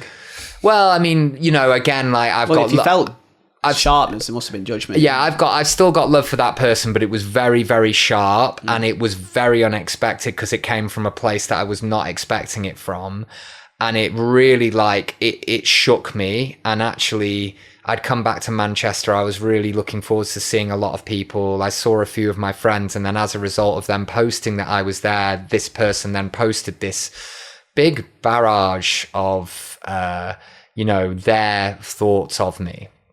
I actually then like reached out to them and said, look, I'd like love to have a conversation with you about this and like understand where this is coming from. And they completely ignored me and they avoided me from that point. And I was like, okay.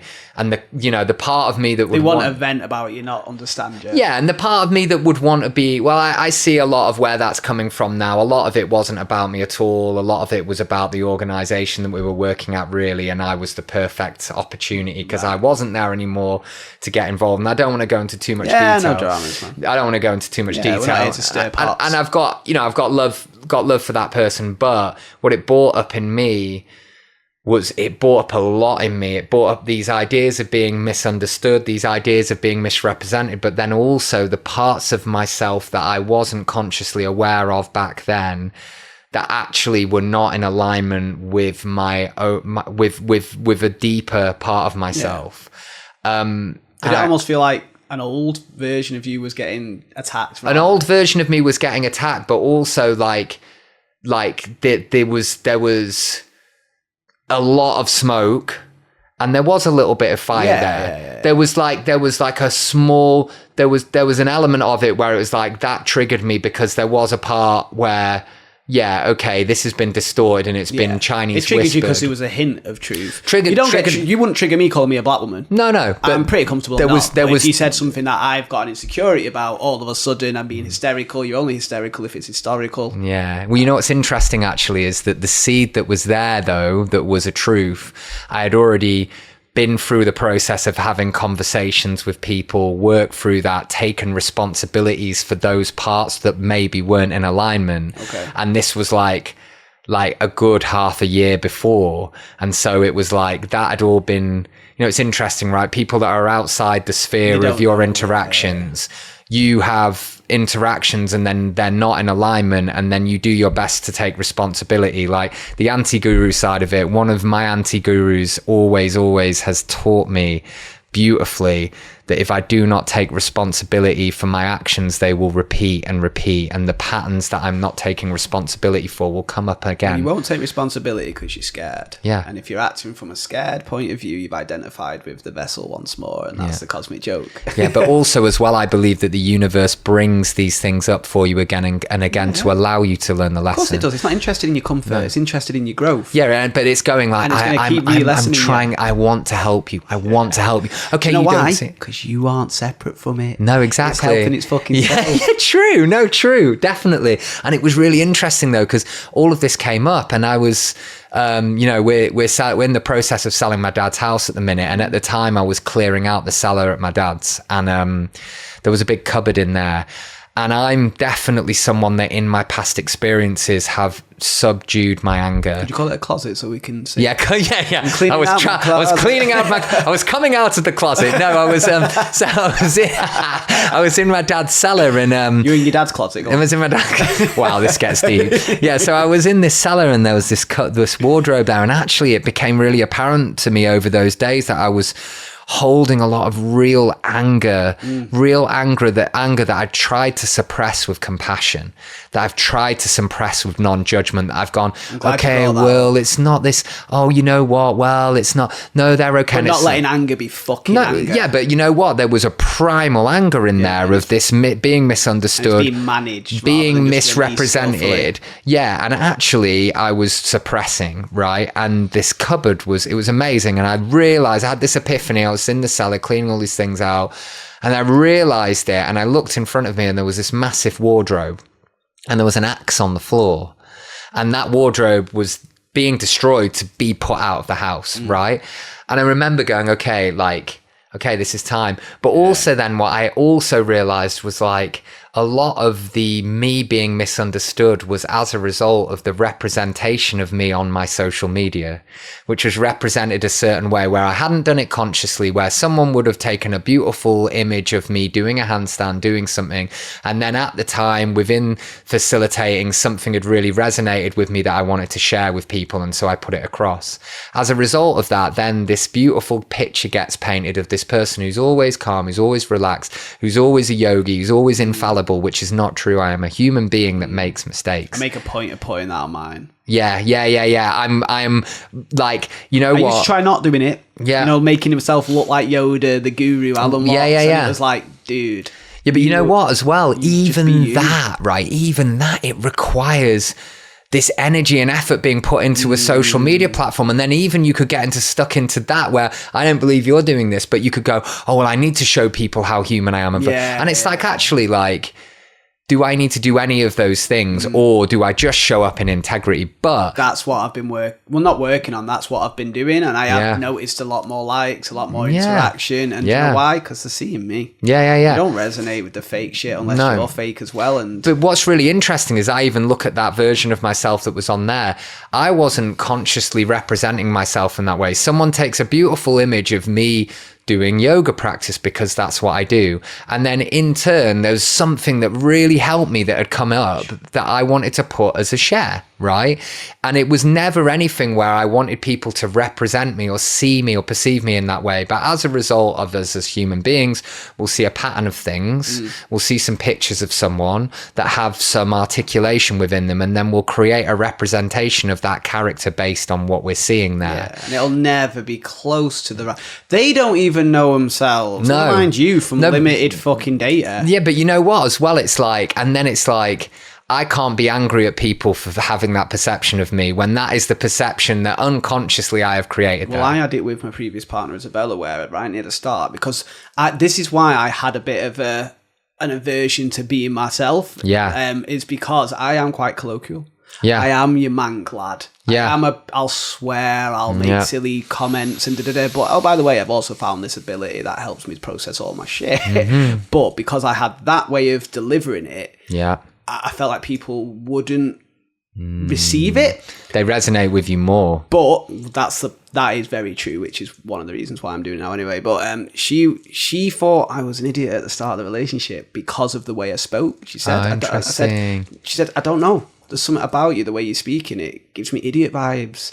You can imagine how triggering that is, especially to somebody who really values their intellect and sees that as one of their main talents. Yeah. So I'm like, why does she think that? It's because of the way I'm speaking. All right, well, the way you're speaking can't be helped because that's how you speak. Yeah. But you just keep not being an idiot, my friend. Yeah. She'll see you're not an idiot. Yeah. But if you attack her or try and change anything, or you try either or. No. That's almost going down the idea that you might be an idiot. Yeah, and then also for me to attack you for calling me a black woman, I must think I'm a black woman. Otherwise, I'll go, oh, okay. But then also the external world is molding you away from your authenticity. It's also making me think I might be an idiot. Yeah. So sit with that insecurity of, actually, there are, you don't know everything. Yeah. And that's okay. Yeah, exactly. But the point being was, I had to live it. So rather than these people, you trying to explain yourself and you'll be doing that for the rest of your fucking life, the more popular you get on Instagram or whatever. Yeah, and also it's like justify and all of this. It's like, no, take the responsibilities where the responsibility is due, and then also understand the things that are absolutely out of your control. And process it. And allow, and the process of this. And then maybe go on Instagram and go, this is and rather than that emotional Instagram. Yeah, and you know what? I did actually do that. I did put a post up actually at a point where it was processed through and it wasn't reactionary or emotional because again, that person, like, I've got so much love for that person, and I understand that wherever that is coming from, that was a mirror for me and an opportunity for me to really actually, I'm very, very grateful for that posts that they made because it allowed me to move through a big process where I clear, and I wouldn't say fix or healed. I cleared some things within me, or I integrated, or I unraveled. But anyway, so back to the wardrobe and the axe, and it's interesting, this idea and this archetype that I'd put up, that unconsciously I'd put up and realized, and I was like, you know what? Like, I am actually going to film me smashing this cupboard to bits and screaming. And I put it on my Instagram story. And I put it on my Instagram story because I was like, wow, like, there is such a perception right now that I calm and always calm, always composed, always compassionate. And it's like, wow. And you know what? At the point of smashing that cupboard to pieces, it was so liberating because it was like my anger actually got that moksha moment. So liberating, so freeing. And so I had that, and then I was in Medicine Festival, and it was almost like so many different things from the past, like serpent energy, coiled back around for me to move through. It's quite nice when you do the snipping. Oh, Shit starts getting well lighter. Beautiful. But you do it with love. Yeah, with love, always. If you do it with hate, they're still in you. No, and you're holding that. You're holding hate. You're holding judgment. You had to generate judgment. So you are strengthening the cord of you and that other. You're still putting energy into it. You're strengthening the cord. If you have a issue and it's coming from a place of judgment, you're strengthening the cord.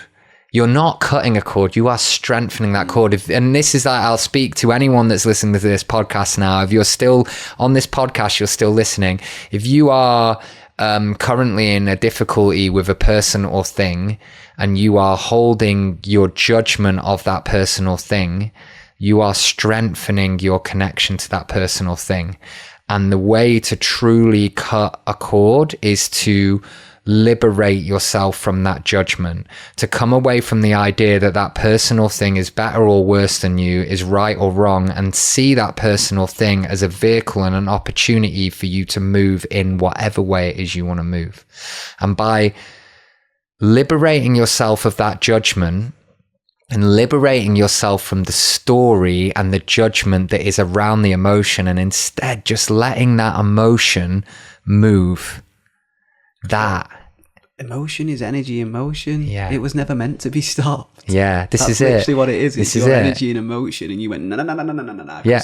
Emotions bring waves of sensation, don't they? Yes. And you go, oh, no, not that one. Oh, yeah, I'll have more than that one. Yeah. So I'm mindful of time, and I know me and you could chat all fucking day. I want to tell you one last thing. I genuinely don't have a time scale on this anymore. Let's There's go no for more cutting. Let's go for one last thing though, because people who have stayed this long. if you stayed this long, like, yeah, what kind of appreciate weirdo it. stays around for almost 2 hours and then gets off for the final tidbit? So the appreciation, if you've stayed at this moment and if you've been here with mine and Michael's stream of consciousness that has moved in many different places, but after the cupboard smashing and being in Medicine Festival and being in that place of purely allowing the intuitive energy to come in, I went to this lake on the first day. It was like a beach party, not for better or worse. It looked like people were having fun, but discernment came in and it wasn't really resonating as my vibration.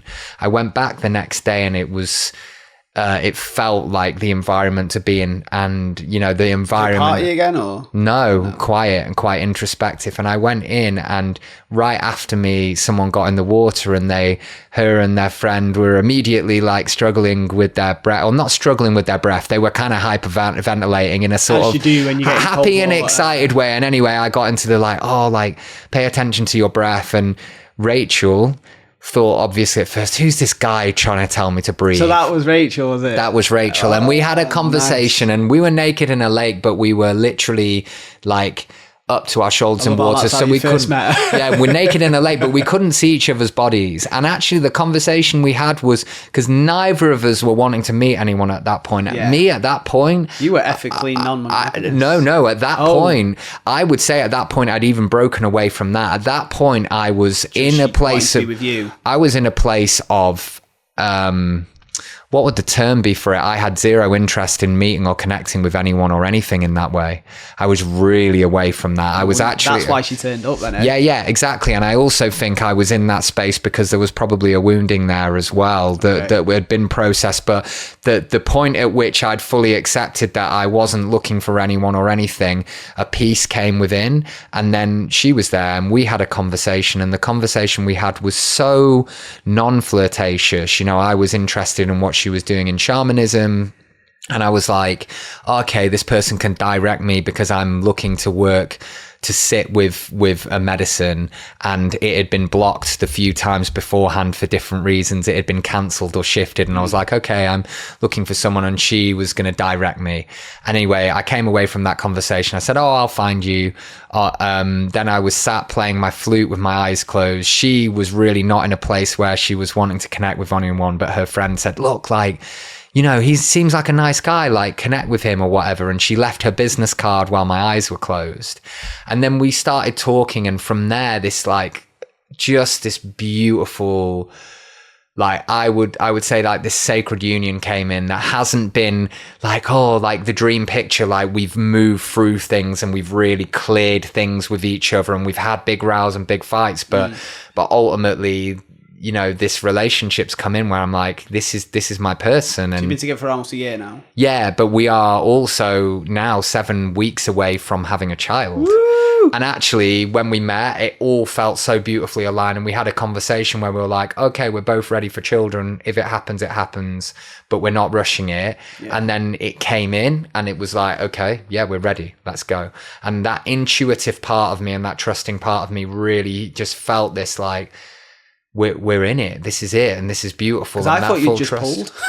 No, when you turned up to Temple, I thought, no. And you both had a real good connection. So I thought, right, well, that seems like more than friendship, but it was this deep. Yeah, and you know what? I actually genuinely think that before I'd met her, that non-monogamous part of myself that had been on that journey to really actually come through all the beauty and all of the difficulties of that into a place of this. like not requiring that external energetic connection to be in my center. And at the point that was cleared, the anger from the judgment, but also the needs and the wants and the desires, and to be seen, to be heard, to be felt, I fully feel that all came in.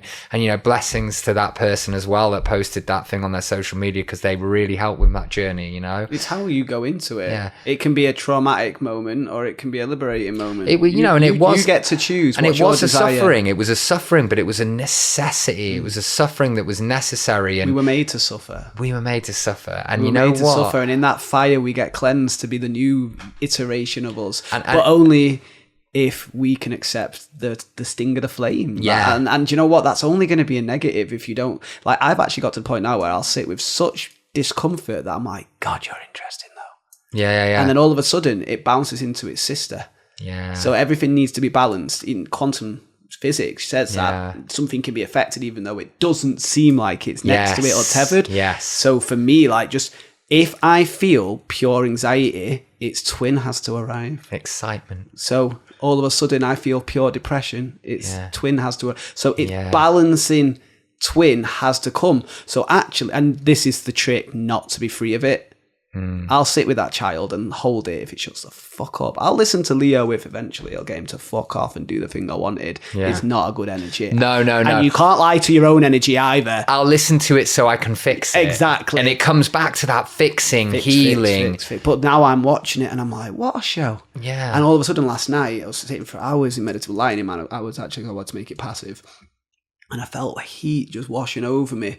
It was coming to all these parts, and I didn't even realise they were cold. But the only reason it came was because I sat so still, and I was so present with such a whatever. If it's hell, it's hell. If it's heaven, it's heaven. The trips I used to have that I hated were the ones where I went in for a party and it turned out to be fucking a climb up the hardest volcano that's erupting, and it was like, oh my God, if I'd have just known it was a volcano. Well, brother, stop trying to go to parties all the time. Yeah. Realise that sometimes you got to go in the depth. Yeah. And I also feel that as well, like on that note, like I sat with grandmother after meeting Rachel as well. Have you sat with it before? No. Okay. It had been blocked many times. So the first conversation that we had was me. I want, ideally looking for direction as to who to sit with, and she had beautiful knowledge and depth with that and directed me.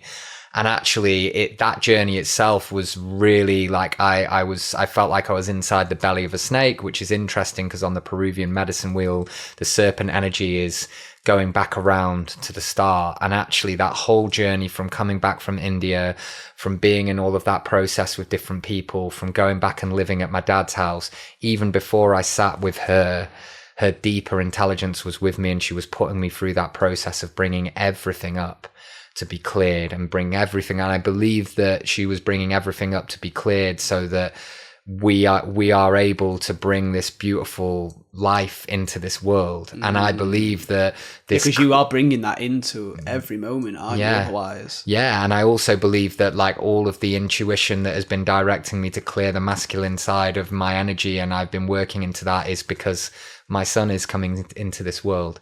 And how do I bring this son into this world, not trying to fix or healing it, but giving it the space where it is liberated from the ancestral conditionings as much as possible. But again, the ancestral conditionings that are there for it as the medicine. Well, Gabor Mate says, right, look, my mum and dad gave me this much trauma. My job's just to give my kids this much trauma. Exactly. And that's it. And that's give for them a it. bit less. A bit less. And that's it for me, Mate, give them a few more tips, a few more hints, a few more, you know what, son, I've already had that happen to me. This is what helped me, which is all we're doing when we're facilitating, really. Exactly. It's not this, I've got it all figured out. No. I've got it all worked out. But if I say something that resonates with someone, that can be a seed that allows them to move into themselves and something shifts, then I'm in my purpose. My purpose for me is when it comes to facilitating, not as a human being, like my purpose is to be as authentic as I can be. My thing as well with all that is, and if you think that he's not being authentic or I'm not being authentic or something's triggering you, speak personally. Yeah. Why does the world need to know your negative thoughts about me or Leo or somebody else? You know I'm right here. Yeah. If you think that something I'm doing is having a negative effect on other people and you genuinely care about those other people, then come talk to me. Yeah. Don't try and use mob mentality to bully me into do something. Even if that gets me to do it, that's not a particularly nice energy you want to put there karmically, is it? No. Or is it just a human level? And I believe actually that when that came in, it was an interesting thing because it showed me, not from a judgmental place, but it showed me that, okay, this person is not ready to face this or face me and face what's really moving for them here. Because I wouldn't have approached that in an aggressive way or a judgmental way or trying to shut down way. I was just at the time like quite surprised, shocked, a little bit hurt, and was like, wow, like where's this perspective coming from? Like help me understand this so I can take responsibility for the parts of it that I am responsible for and discard the bits that I'm not responsible for. Yeah. And it was beautiful that they didn't allow that, because that allowed me to let go of that trying to fix it, trying to solve it. Yeah, you could tell my logic mind came in, well, if you just did. It's like, not everything's logical, bro. No. And actually, you know, like, yeah, blessed for that process, blessed to be where I am now, you know, beautiful child coming into this world, and all the research, all the study I can do with this as best as I can try and be. Give me some hints, yeah.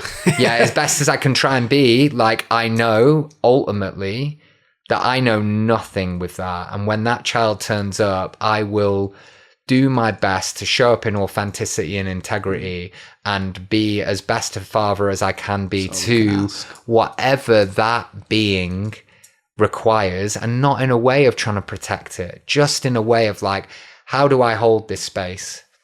How do I hold this space? And then also, how do I understand that I let go of that too? Well, you know, the best parents don't have kids. I always give the best advice to my friends. I go, oh, they're doing this, they're doing that. Well, yeah, if you hadn't have enabled that behaviour in the first place by not having a boundary, and it's like, easier said than done. Yeah. When you've not just done a 10-hour shift, come home to make tea, your husband's having a bad day as well, or your wife or your partner, and then you've got all this other stuff going on inside your own vessel. And then, by the way, there's this little vulnerable being who needs every ounce of your attention. Could you give it them? I get it. I can imagine it's a lot harder in practice. Yeah. So, is there any way people can find you? Like, just so if anyone's interested in what you've said or checking out some of the what are some of the offerings, just so people know? So I'm facilitating at the minute. I'm not facilitating any regular classes. I'm covering a lot of Yoga Soul in Manchester. I'm doing a lot of different workshops and events. I'm basically trying to curate workshops and events. So on the 26th of July, if this podcast is out before then,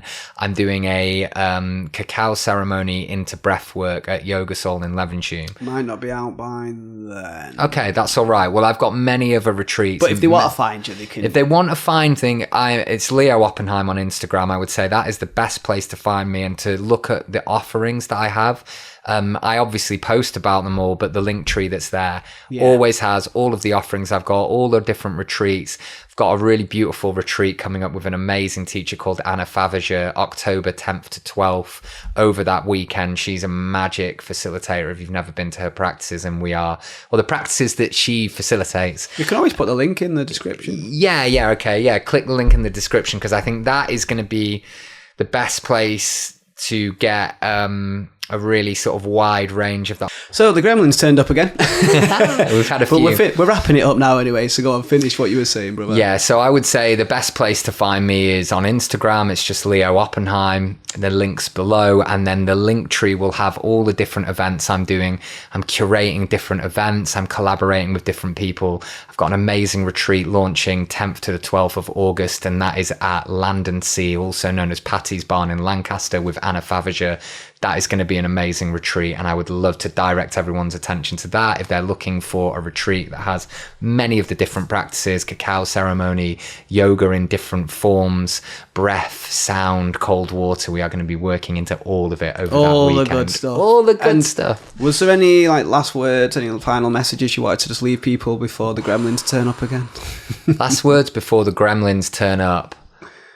If you were to study the vibration of emotions, the highest vibration of emotion is authenticity.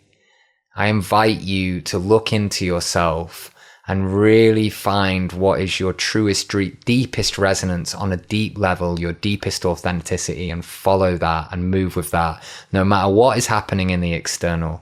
Allow all of the narratives and the constructs that you have formulated in your life to start dissolving away and come to that deepest core essence of your authentic truth. Speak from there, live from there, breathe from there. There you go.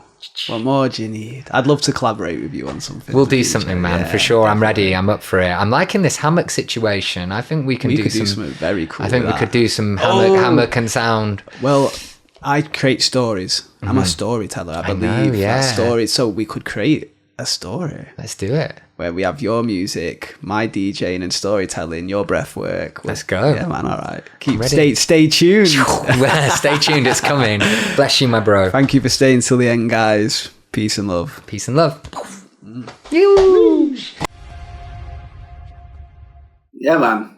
I thought that was whenever you listen back to it, I thought that was a great conversation. Me and Leo, we don't struggle to talk, do we? It's just about letting each other finish. I'm like, Michael, let him finish. Leo, let him finish. We're both we're just so excited because of the stimulation that we get from conversating. So yeah, I hope you also enjoyed it. I mean, if you've stayed for such a long episode, I'm thinking you did.